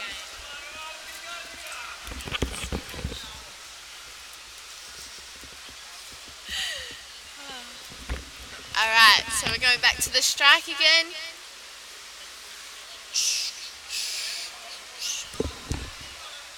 Okay, so it looks like play started, but the Glory Days team didn't quite get the memo on that one. So Aussie Colts are attacking the Glory Days goal. Hannah's in there and giving it all she's got. And it looks like there's been a stop in play. And it's going to be a Glory Days free puck.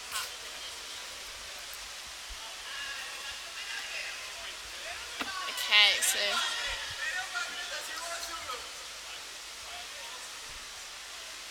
Glory Days is swimming it out. Jack Hopkins has done a nice intercept there, but been shut down. Tommy Miller's coming through. Looks like he's got an open goal. Oh, nice following up with the flick and a good stop by Jack to start with, but Tommy followed it up and put it in. So Aussie Colts are still trailing, but they've got a score on the board.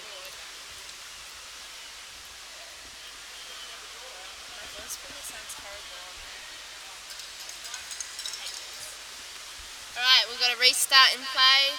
Looks like Isaac Gridley again, trying to go all the way through. It's right up on the goal tray, and that's a goal. Straight off the strike for Isaac Gridley.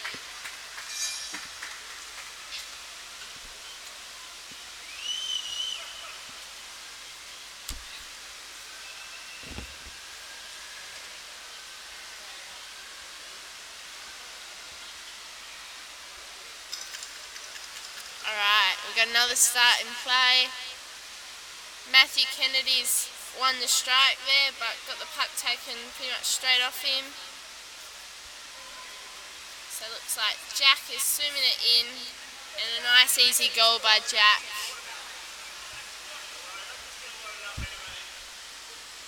What's the time say? So I think we've got, and that's the end of the game. So Glory Days have defeated the Aussie Colts by quite a fair bit, but it was a good game to watch.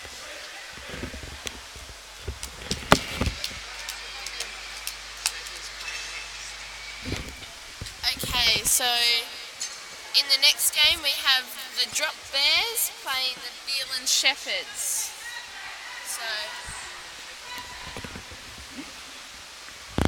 So I think it is the Colombians versus the Victorian men's team, pretty much. So it should be an interesting game to watch. These Colombian boys were some of the boys who played the very first threes comp in hockey up in Colombia. So they're loving it at the moment, really enjoying the hockey, and last night I was talking to some of them and they said that Australian threes is better than the Colombian threes, so it just shows how good of a comp we have down here in Sydney today.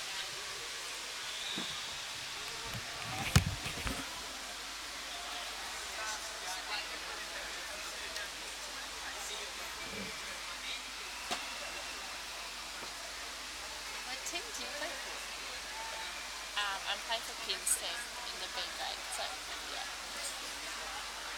I just came over to switch to Matt, and then I went to the score drive, and Jack's like, you want to do the switch?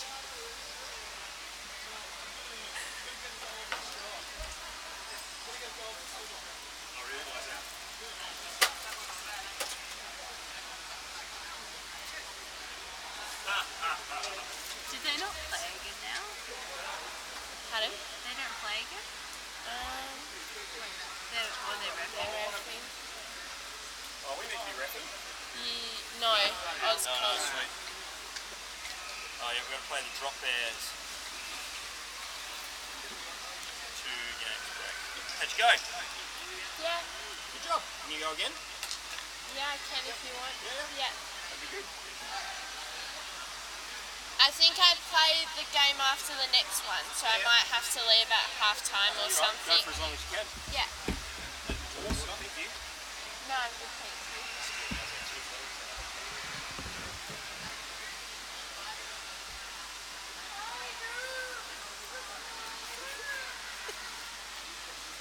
And then you? I'll have it, thank you. I'll just change the... So it's still on, so you can just keep talking. No, thank you. Oh, boo.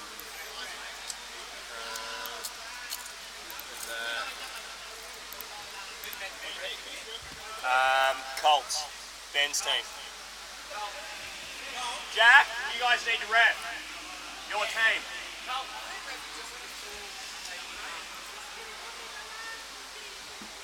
Yeah, that's right. Yeah, unless like. Yeah. We might be able to get in and do it though. Oh no, Ben's back. It's okay. That one up here. Drop Bears. Above it. And then you've got both of them. So, Drop Bears are black. So, can you just write Drop Bears?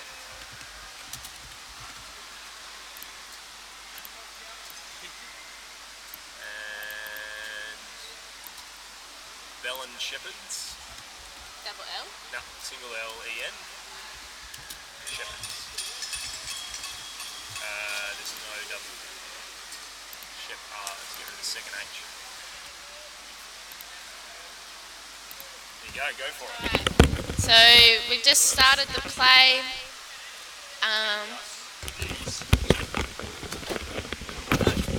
Okay. Alright, thanks Nick. So it looks like that was just a quick goal by the Drop Bears by the looks of it.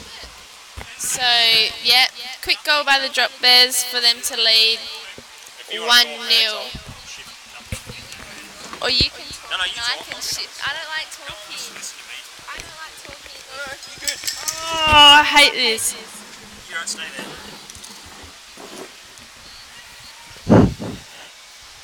I can't see what's going on. Just watch the top Yeah. right one. Alright, so it looks like the black team, so the Belen Shepherds are driving through. Oh, turnover there by one of the Colombian boys. Pushing through. There. Bit of a turnover again there. Looks like another goal to the Belen. Oh, the Drop Bears, sorry. My bad. So the Drop Bears lead 2-0 quickly.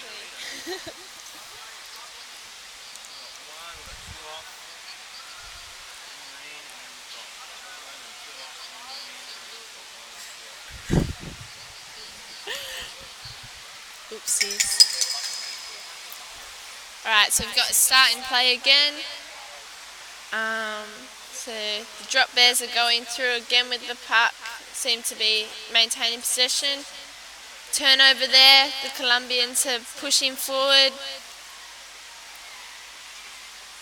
Bit of a hold up on the wall by the looks of it.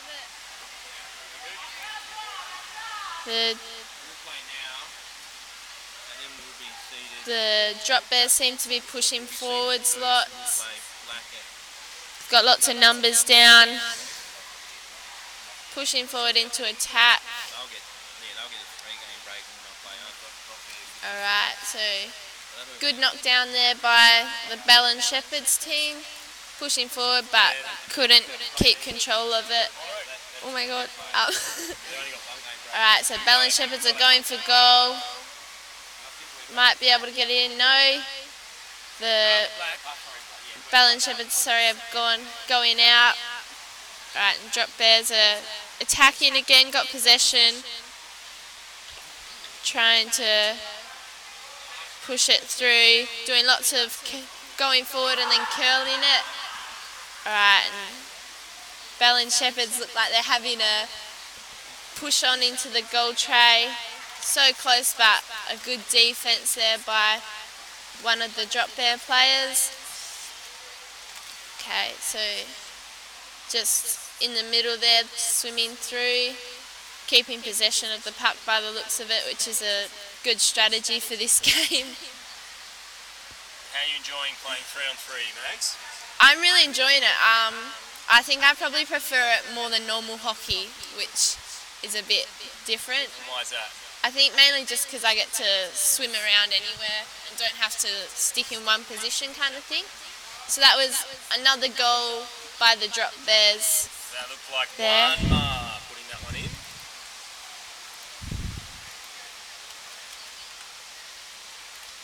I think it's 3. 3. You're paying more attention I than think I am. it's 3-0. Good job. 3-0 to the Drop Bears, which of course is the Victorian team. Yeah. Okay, so play started again and it looks like the Drop Bears were quick out to the puck. Okay, they're maintaining possession, trying to swim it around, and oh, that was a good tackle there by Emmanuel, I think. Good double team in here too by the Belen Shepherds, but unlucky to have Reece Wilford, too yeah. strong, the big left-hander. That must be his. Putting his chimpy skills to good use there. Alright, so it looks like we've got a stop in play here.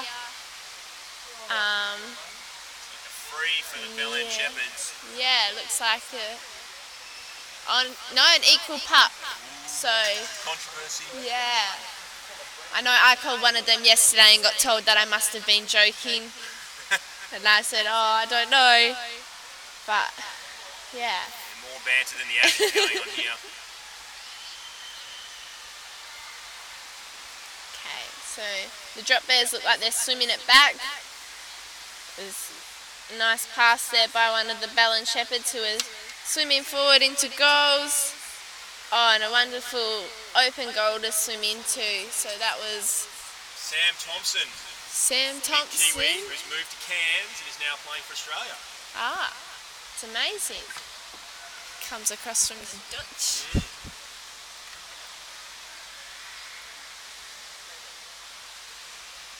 Referee taking it very seriously there. No flippers. Oh, it's 3-1 now. Yeah, 3-1 to the Drop Bears at the moment. So it looks like the Drop Bears are pushing forward into goal, but the Belen Shepherds are doing really well in defence there. There's one player who seems to be down there forever. Someone's lost a snorkel by the looks of it, but it's not stopping anyone. Obviously they don't need it at the moment. And we've got a swim away here by one of the Belen Shepherds. So that's an easy goal. Looks like number 7, Santiago Morales. Hometown Medellin. He's one of the converts to Australian 3x3. Yeah. Been living on the Stepkovich's couch for the last 5 months. I've been staying with him for the last few days. He's a very loud and cheerful boy, that's for sure. He is a cheerful character, is Mora. And he's quick. He is, yes.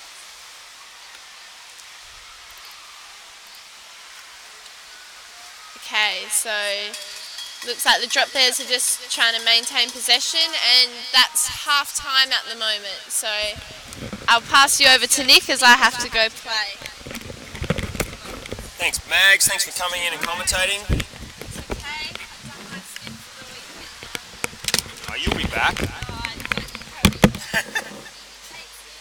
Thanks, Maggie.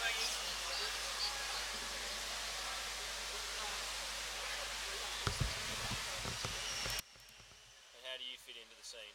I'm Jack's girlfriend. Ah. Oh.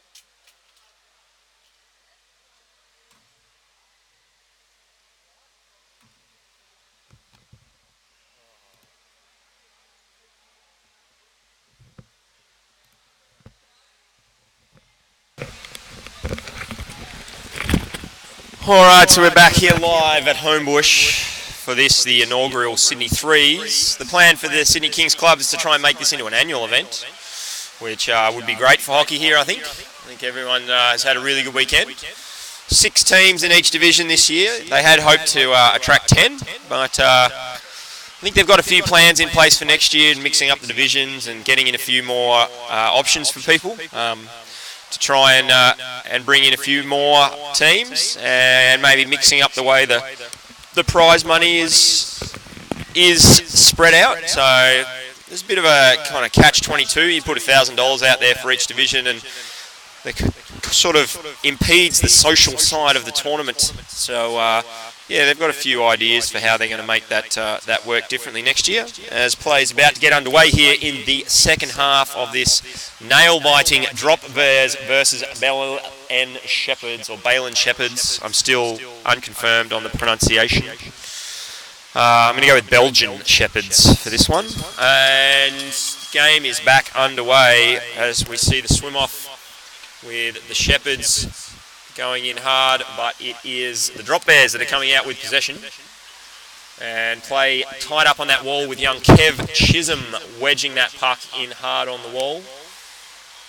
Bit of a battle going on. That's the Caravan of Courage, Todd Canavan there, getting involved in that one. But Sam Thompson, too patient, using that enormous breath hold of his to just gently put the slow boil on, put the slow cooker on, as they push the puck towards the Drop Bears goal. But once again, Kev Breathhold Chisholm looks like he's just put a bit of glove on that one, cleaned that one out. Woofy, the goal hound, goal tray, being his arch nemesis in this tournament, getting some puck there, and he's found a bit of space. We'll go to camera 7. Camera 8, he's chipped it in. Sam making the knockdown. Caravan following up, and the Drop Bears seem to have put that one in.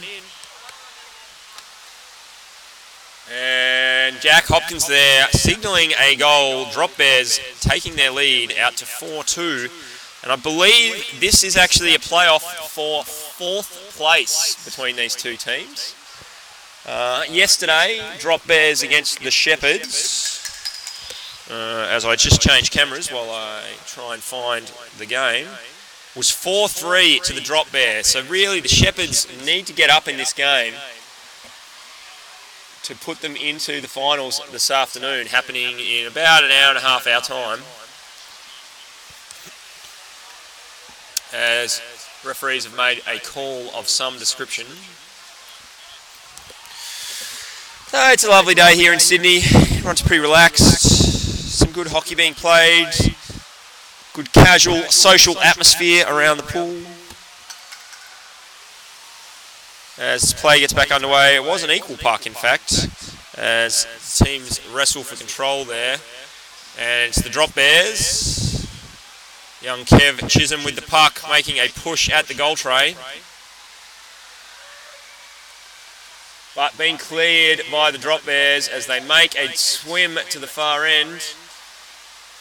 Easy pocket pick there for, I believe that is the Caravan of Courage. Todd Canavan there getting involved in that one. Bit of a turn. Flicks that out to one Ma with little Dave camping in the background there. This sneaky left-hander. Puck just tied up on the far wall. If we switch to camera 6, we can see some great work there from the referees just standing around. As we come back, camera 5, there's a bit of a drive on the tray here. Reece Quilford and Dave Barry McCauley with something to say about that, getting some numbers down to defend. As I see the New South Wales men coming in to warm up in front of me. We've got a bit of a drive up the other end now.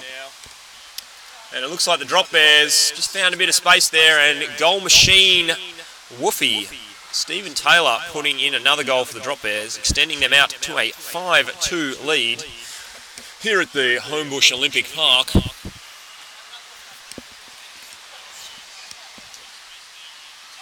And the game is back underway. A little bit hard because they're using a clanger under the water, so for us here in the box, we don't actually hear anything. Game just kind of starts as we see the Caravan, bit of pull back and go, comes into the middle. Sam Thompson laying the defensive screen.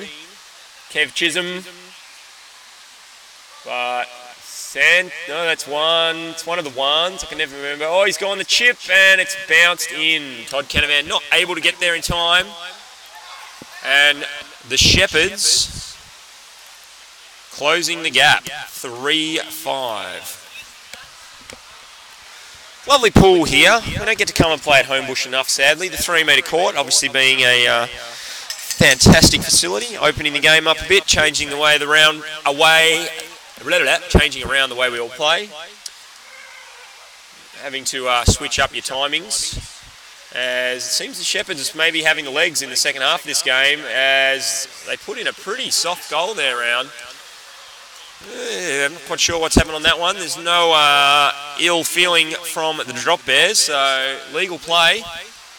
They just need to get some numbers on the bottom here. The Drop Bears, 5-4, turning into a nail-biter. All the games have been pretty close in the Open Division. Only really the Kiwi team, the Hombres, which have managed to kind of push out and show some dominance. All the other teams, 1 or 2 goals here or there, could have gone either way. Looks like we've got a signal from the referees. No, it's play on. Everyone stopped for the wrong buzzer as Reece Quilford pounces on the opportunity. As the puck being pushed down the far side there, as I cycle through the cameras trying to figure out what the hell I'm doing. Play just stalled on the far side, right over next to the mixed court. Unfortunately, we're unable to bring you the mixed division due to the pathetic quality of the internet at the facility here, but they have worked hard to try and get us anything they can, which has given us what we've now got, which is one court live streamed. Having a bit of trouble rousing up players to come and commentate. Everyone's a little bit shy today as we get another signal from the referees. Looks like a free puck for the Drop Bears as the Shepherds try and work their way back into this game.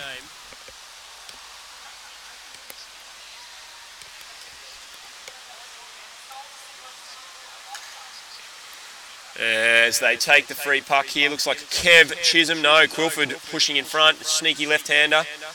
flicks it in. Looked like a bit of a body knockdown. Emmanuel Zapata with the explosion off the back wall, running into Reece Quilford and grabbing onto him.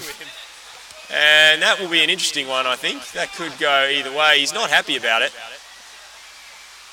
Jack Hopkins first forced to get into the fray there, breaking them up. Equal puck. Looking a little bit fiery. That might be some footage for them to add to the refereeing manual. Textbook left-hander getting caught with right-hander. There's Stuart Parkinson warming up in front of me, ready for another roasting on the commentary team, I would imagine. We'll be giving him some pointers on his crocodile rolls shortly. And that's full time, and the Drop Bears have snuck that one home, 5-4 against the Shepherds. And we'll be back here for a New South Wales v Hombres game.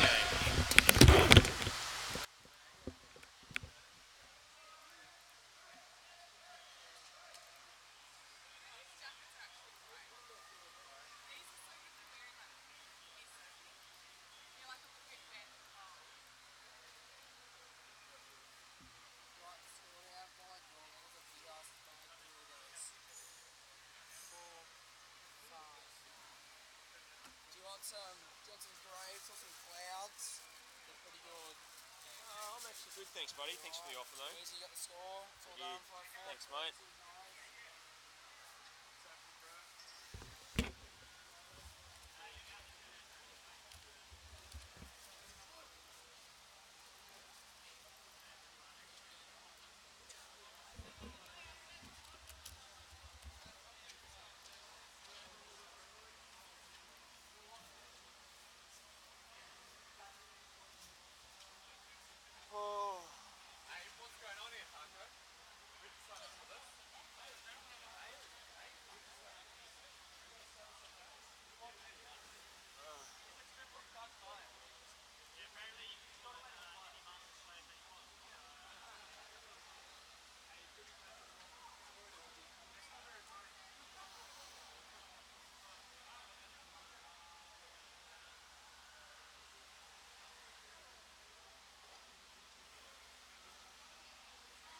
Maybe you can play for our team too, Stu.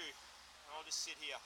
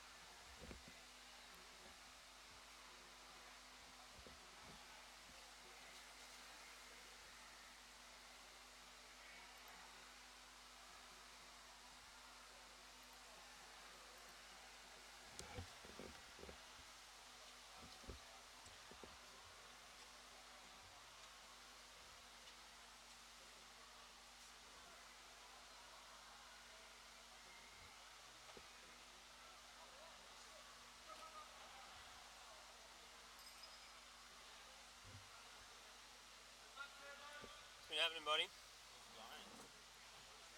Oh, just pottering around. Yeah, it looks really good, man. The Shepherds. Yeah, Sam's coming. Shepherds. Sam.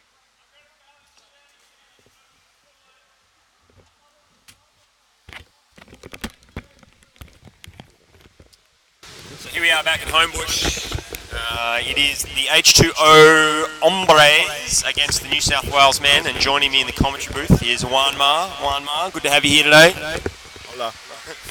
You are enjoying the 3x3s? Yeah, it's really good. I really like the pool is really nice. It looks like a big effort from the organization, and everything is running quite nice and smooth. So it's amazing to see how something like this can grow up really big. A lot of potential on this game.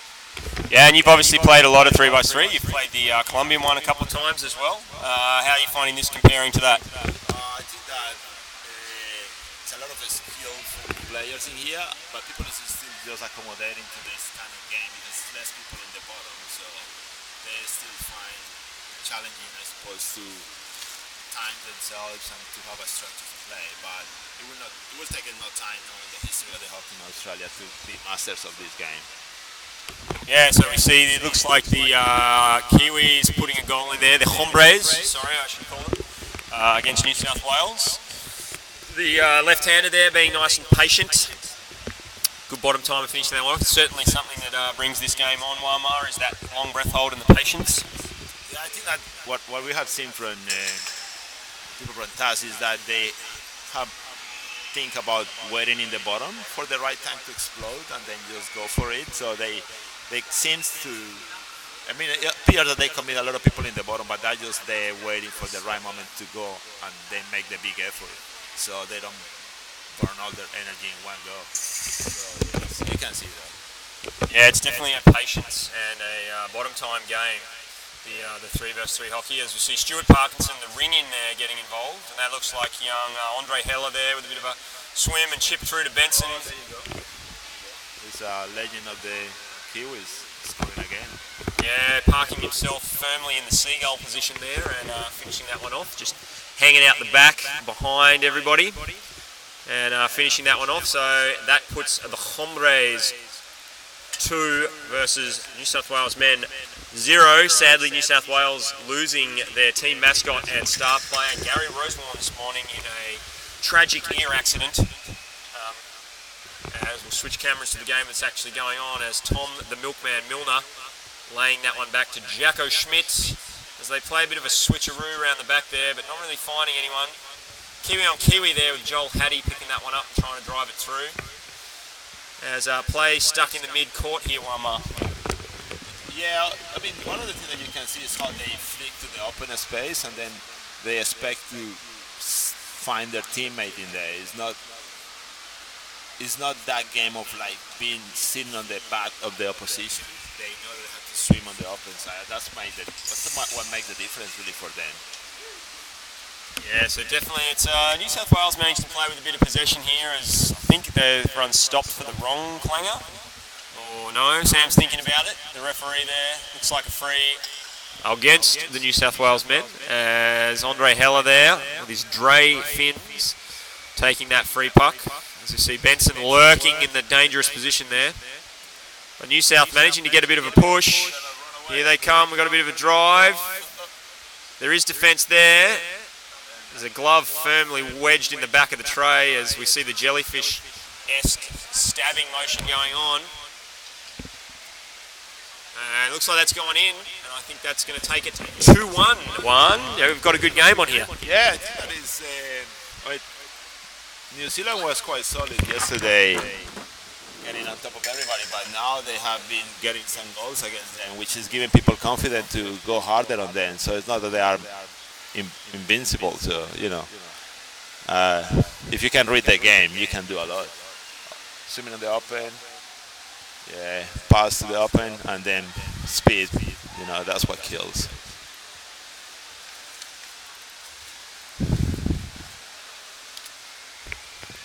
So another good goal to the Hombres there, finding the open side and just working the angles with the swim around. As we see Sam back here, Thompson placing the puck back in the middle of the pool. As the game gets back underway here, we'll switch to a camera that actually gets some footage. Looks like IT support Mitch picking that one up. Benson just shadowing him there, lurking on the bottom. Flicking it out to Andre Heller, who's in a solid tussle with Parkinson. Parkinson getting the better of him that time though.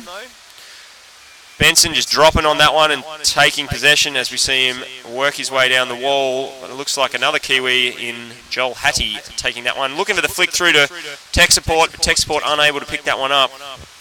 And that's what we have been talking. It's like people is waiting for that pass behind the opposition, but if you open yourself to the yeah, as we see Parkinson getting a tussle with Benson there, and then the other Kiwi player just coming through, picking it up and throwing the power sandwich and getting that one past and ending it in the tray. Parkinson obviously not having breakfast this morning, a little bit hungry for that one. As we go to 4-1.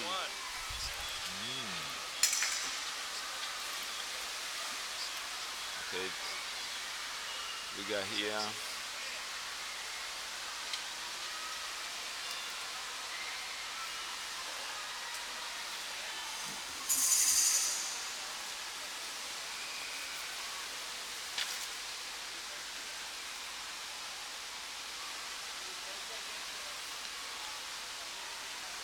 Strong flick.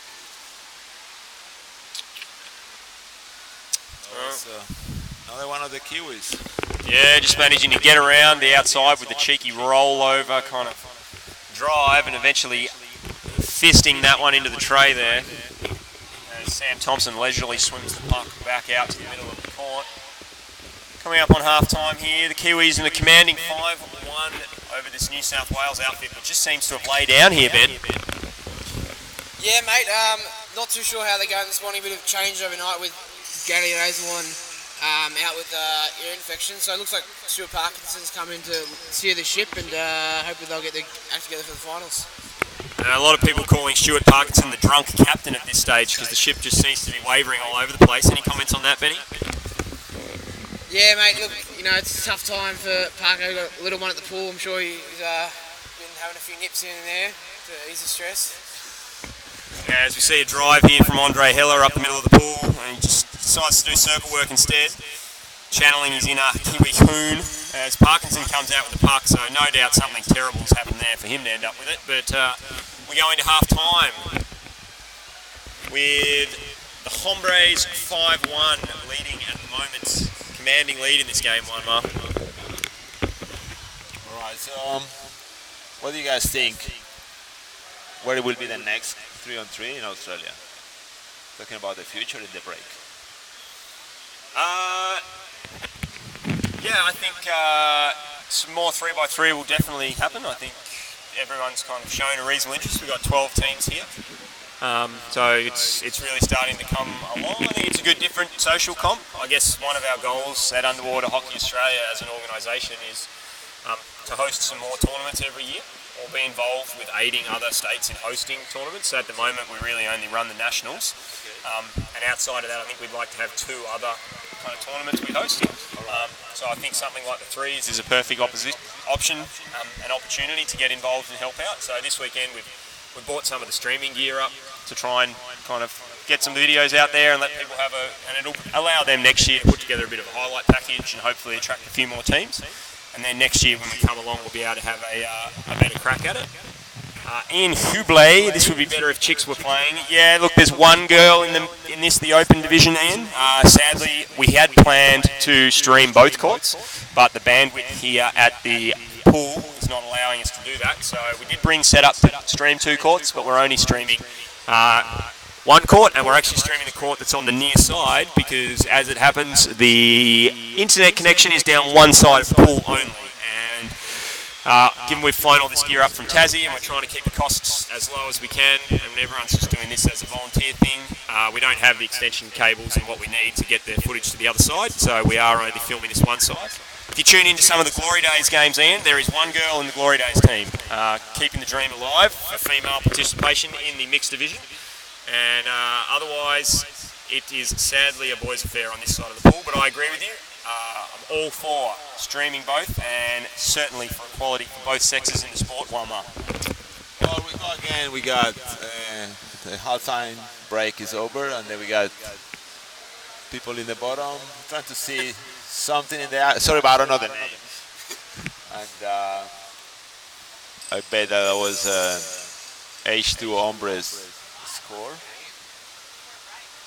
But yeah, coming back to what we were saying before, I think that is quite impressive, the organization, and it keep growing.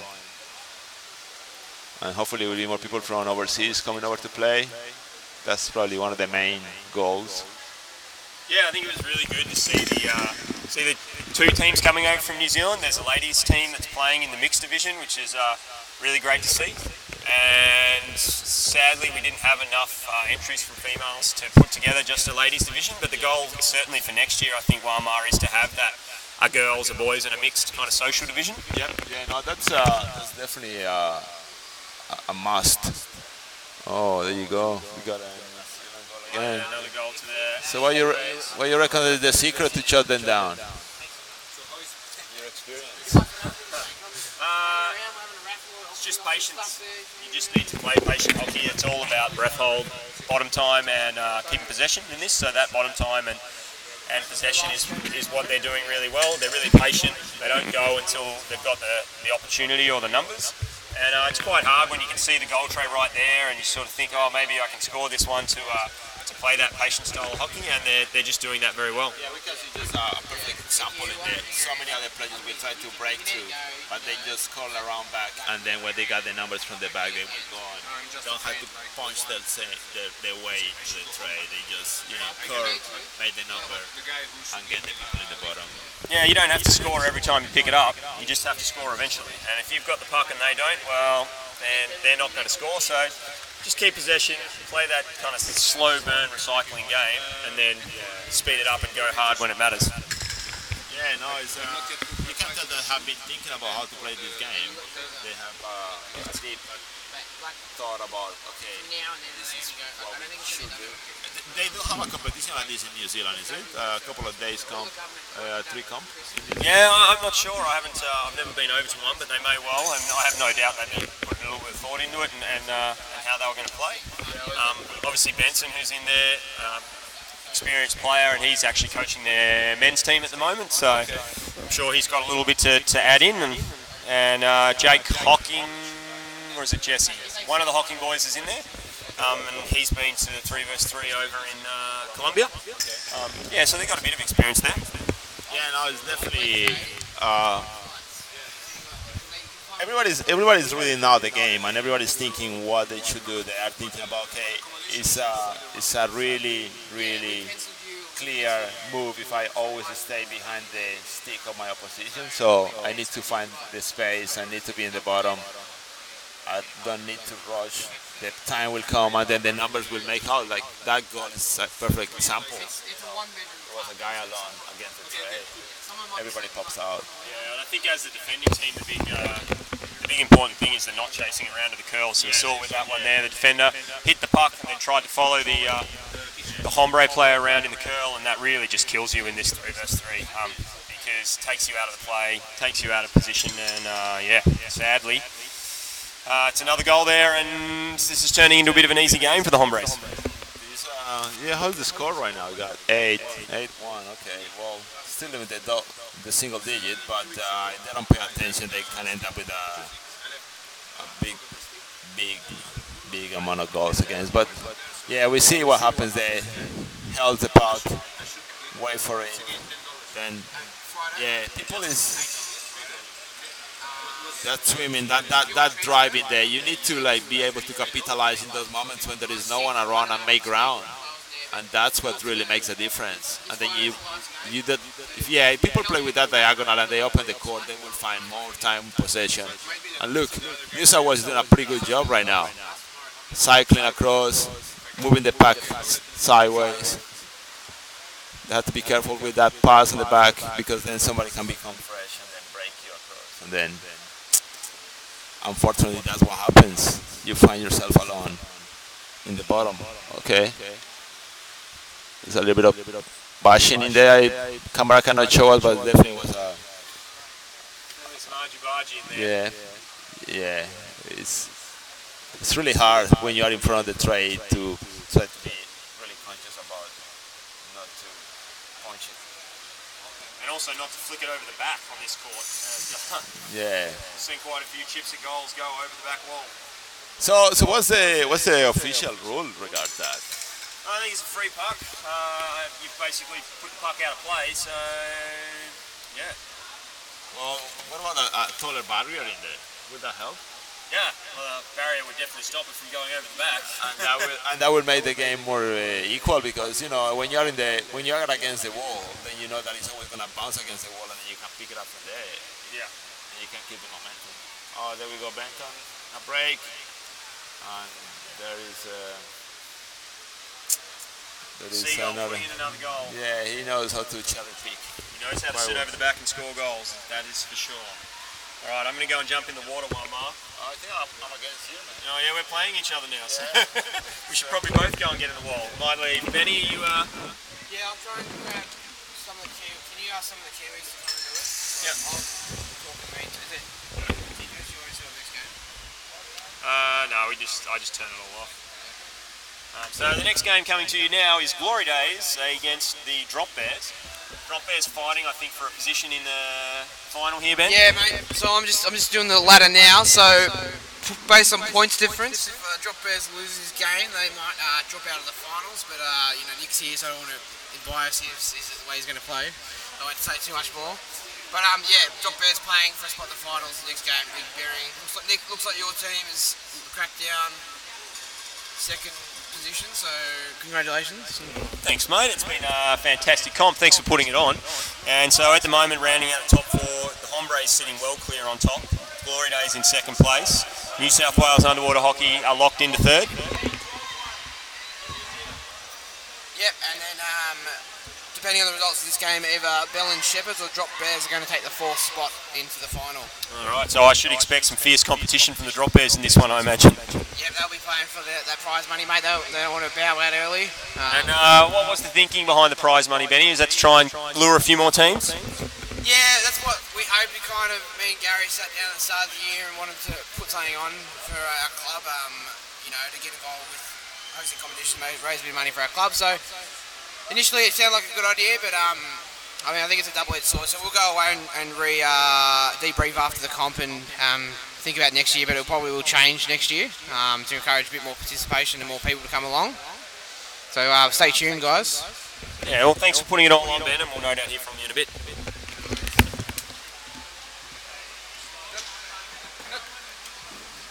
Raffle tickets. Come on, you know you want some. I've got to get in now, but What do you mean? do you want to commentate? Come on, Andy. Not by myself. Yeah, I've got to get in. But, how much do you need? $10, 15. $10 for 15. All right.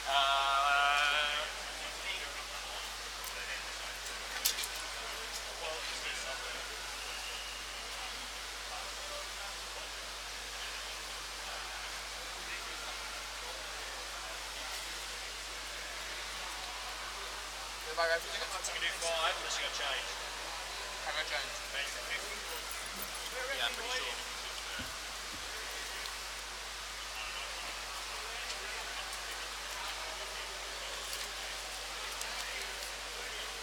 It's a new note, eh? What do you reckon? Mates. Chucked an extra one in there because, Oh, cheers, buddy. because you're so good.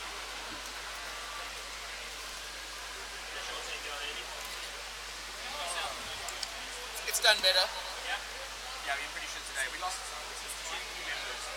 And we've had like 2. It seems to be a bit of attrition today. Yeah. Yeah, it's good. Yeah, exactly.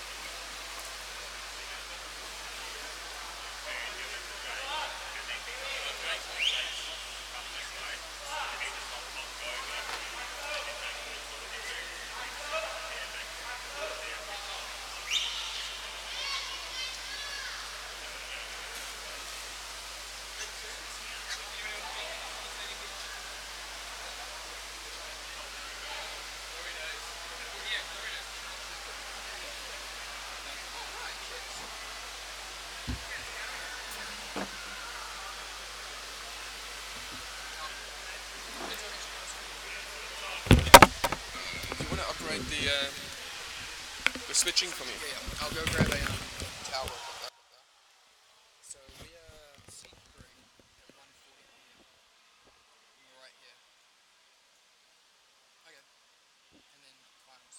Are you warming at seat, Gary, or are you just passing through?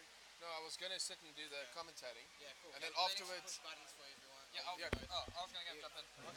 Just take a towel, yeah, dry your hands and come. Yeah, no worries, thanks, mate. All good, fella? All good? Yeah, good, mate, yeah, thanks. So I just got to calculate the points difference. Because if Drop Bears lose, it comes down of the points that Do you know how to operate this, Yanni? Just press. Oh, I can give you. Do you know how No, to that's do it? fine. I know how to do it. It's those 5, 6. Just delete all of that because we don't want to put the score in. You can do it if you guys want it. No, we're not doing the score.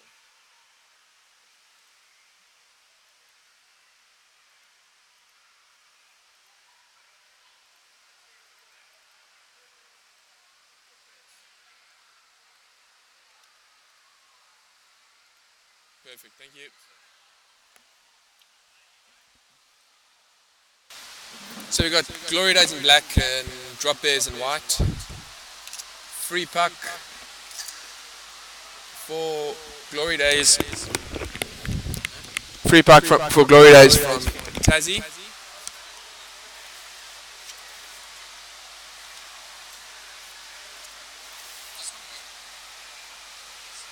A little bit of loose control by the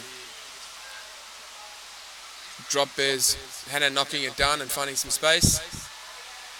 Great over the top, and it's a goal. Goal for the Drop Bears. Probably a little bit against the run of play, considering Glory Days have only lost to New Zealand and the New South Wales men. So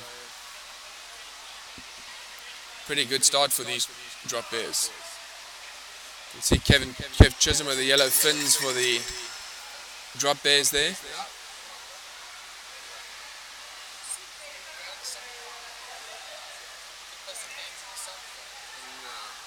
You can see Reece Crawford hunting in the back line here, that left hand, and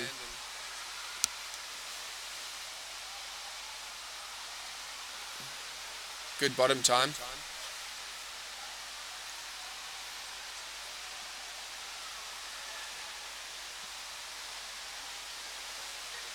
Nice little pass, can he control it?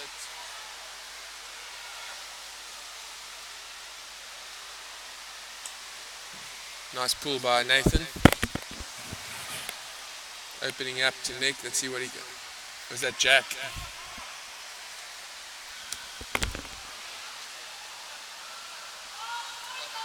Gloving against the Glory Days. It's an opportunity here for the Drop Bears to put in a second goal and take a 2-goal lead. See the cheeky offside lurker here.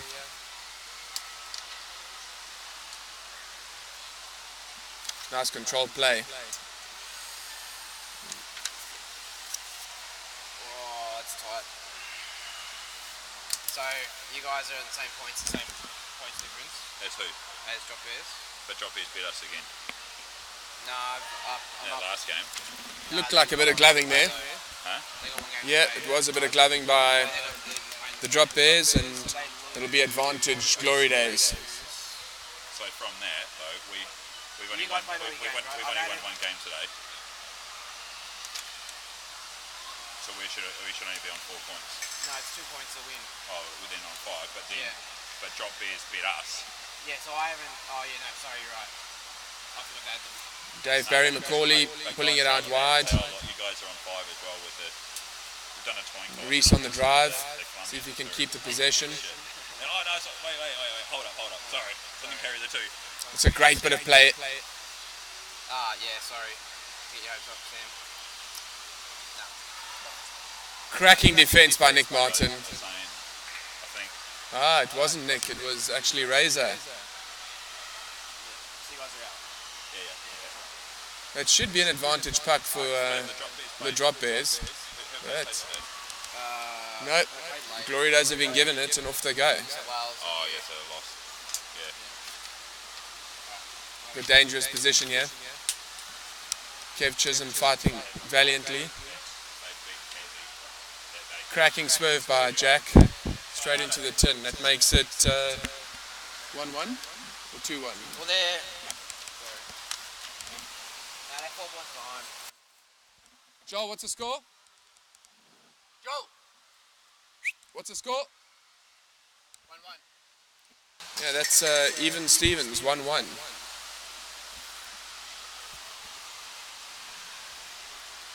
Isaac Bridley Nice play by Hannah. She'll probably look to open this up.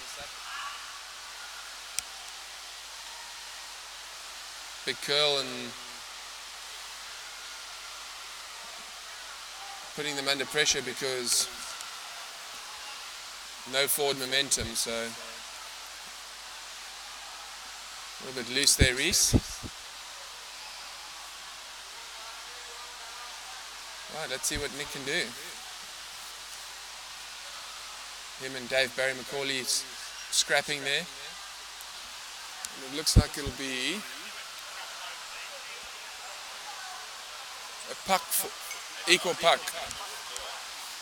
Your team needs to ref. Yeah, but I've already ripped off that. Yeah, the team The does. joys of a left-handed and right-handed player contesting the puck. Wolfie showing some skills there and ready for the double team if he can get his stick on it. That's very lucky. Great knockdown, Jack. Yeah, that's a fair call. Equal puck.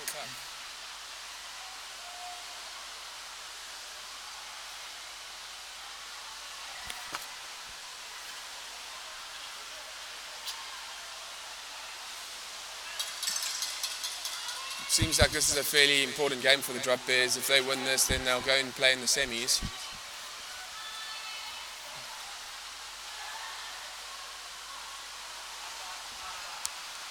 Half time, change sides. So, not that it matters the game, like, not that the comp, but if we wanted to please the women, and those guys, some of the guys in the mix over shoulder, they're not on the thing. Do we want There's only one in the New South Wales Bulls, eh? Yeah, but like anybody, like those guys aren't on camera. Should we scrap the 3 versus 4? Like us teams that want to play. Or Yeah, I think we should. put both games in this court. Yes, I think it's a good idea. So we'll play the mixed and then... That's a good idea, Benny. Because it's not going to make a big difference. Yeah.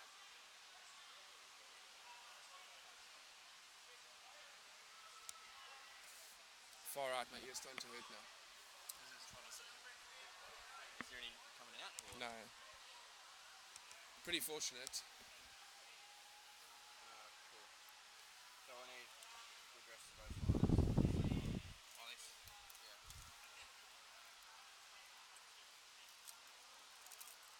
So is this for sure? Is this definitely Drop Bears? Yeah. I forgot to carry the cool. They were higher than 5 points, but I've got to add their points from today. So even though we win or lose, they're still... It's all been the Aussie Underwater Hockey Federation. So all of this stuff was used for the Junior Worlds. And then Nick agreed to bring it up here for us and put it together. So I sent Liam a message with a photo of his sponsorship and I said, thanks very much, we appreciate it. He said, the comp's going well, I'm watching some of the games. If you're watching, if I can put it, like, you can put, I got the sponsor stuff. You can put, like... Okay, can I have the thing for a second then? Where is it?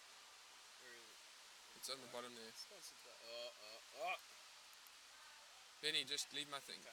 Oh, let's put Nick Clean's logo up there. Yeah, but then you got to put everyone else's. Nah, they're going to share. So tough trap over there. Right.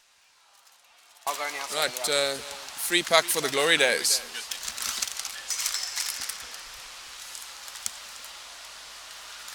Charging hard at the center of the tin here. Let's see if Reese can keep that out.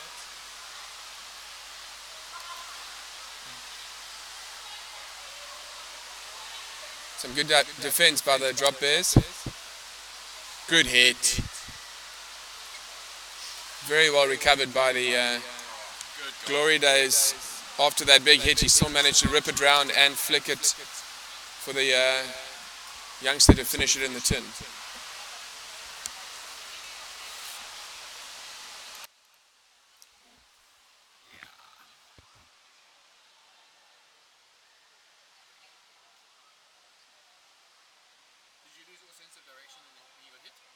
Not too bad. Then it's not that bad then. It was like in terms of 10 being full sense and 0 being no sense, I was at about, I'd say, a 6. So I still knew where things were, and I managed to get to the side, and I was feeling really like... On the beer scale, how many would there be? Probably about a 7 for me, no, about a 5 for me.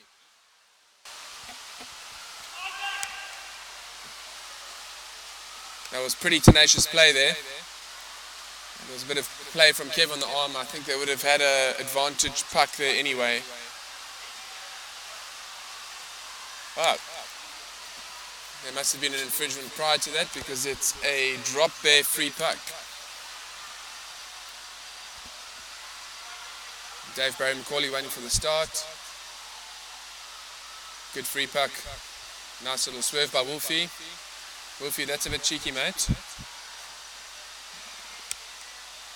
Still contesting.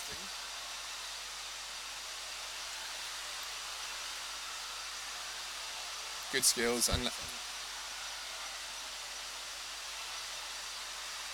Nick Martin sizing up his options. The drop bears are pushing hard for the win here. Glory Day scrapping for it, and it might be a goal, depending if there was gloving involved. They are awarding the goal. So it's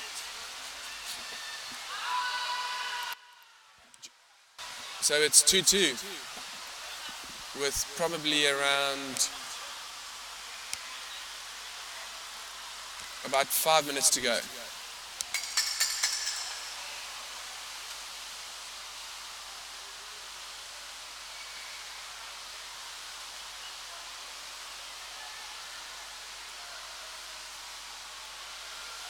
You can see at that transition point where the field starts cutting in, becomes a pretty dangerous location to be waiting up, because those channels head straight into the middle or the side of the goals. Not like in the traditional court that you can hide away in the corner.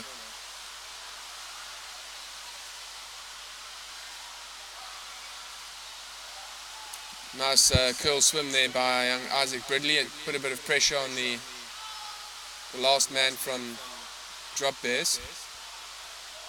It was well handled by Kev Chisholm. It's got those long diving socks on that you can see to the top of your screen.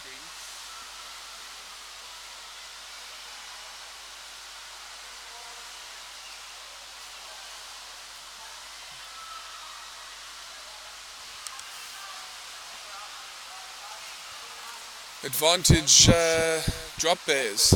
See if they can capitalize and take the lead.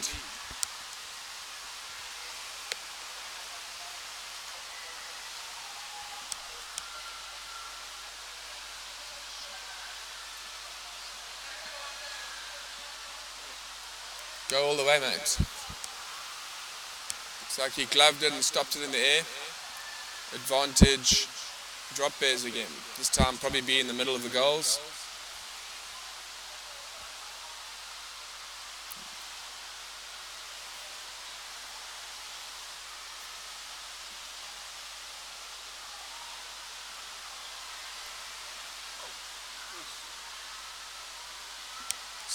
Blind hacking at the tin. Equal puck. I think it was a bit of a wild flick by the Drop Bears that actually hit his own player.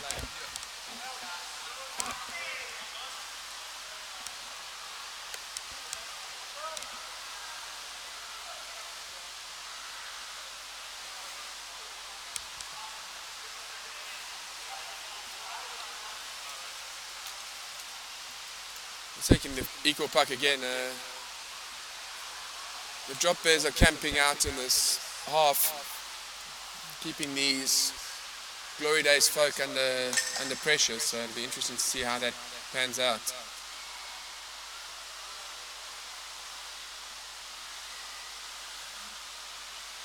Kev Chisholm working hard. Have a bit of a runaway here. Can we finish it? Double teaming and it's in. Nice bit of work by Wolfie and Todd Canavan by the look of it. What's that? She's in this team. She's in the black team, so she would have been defending.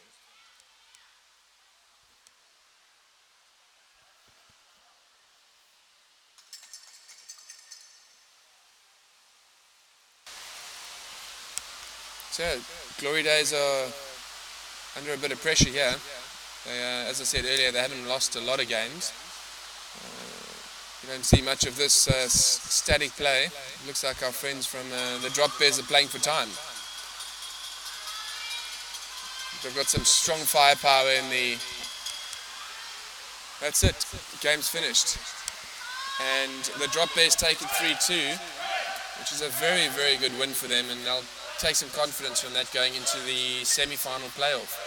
I think they'll be playing the Kiwi Men, and the Glory Days that you've just seen will play the New South Wales Men in the other semi-final. We'll come back to you then. Cheers.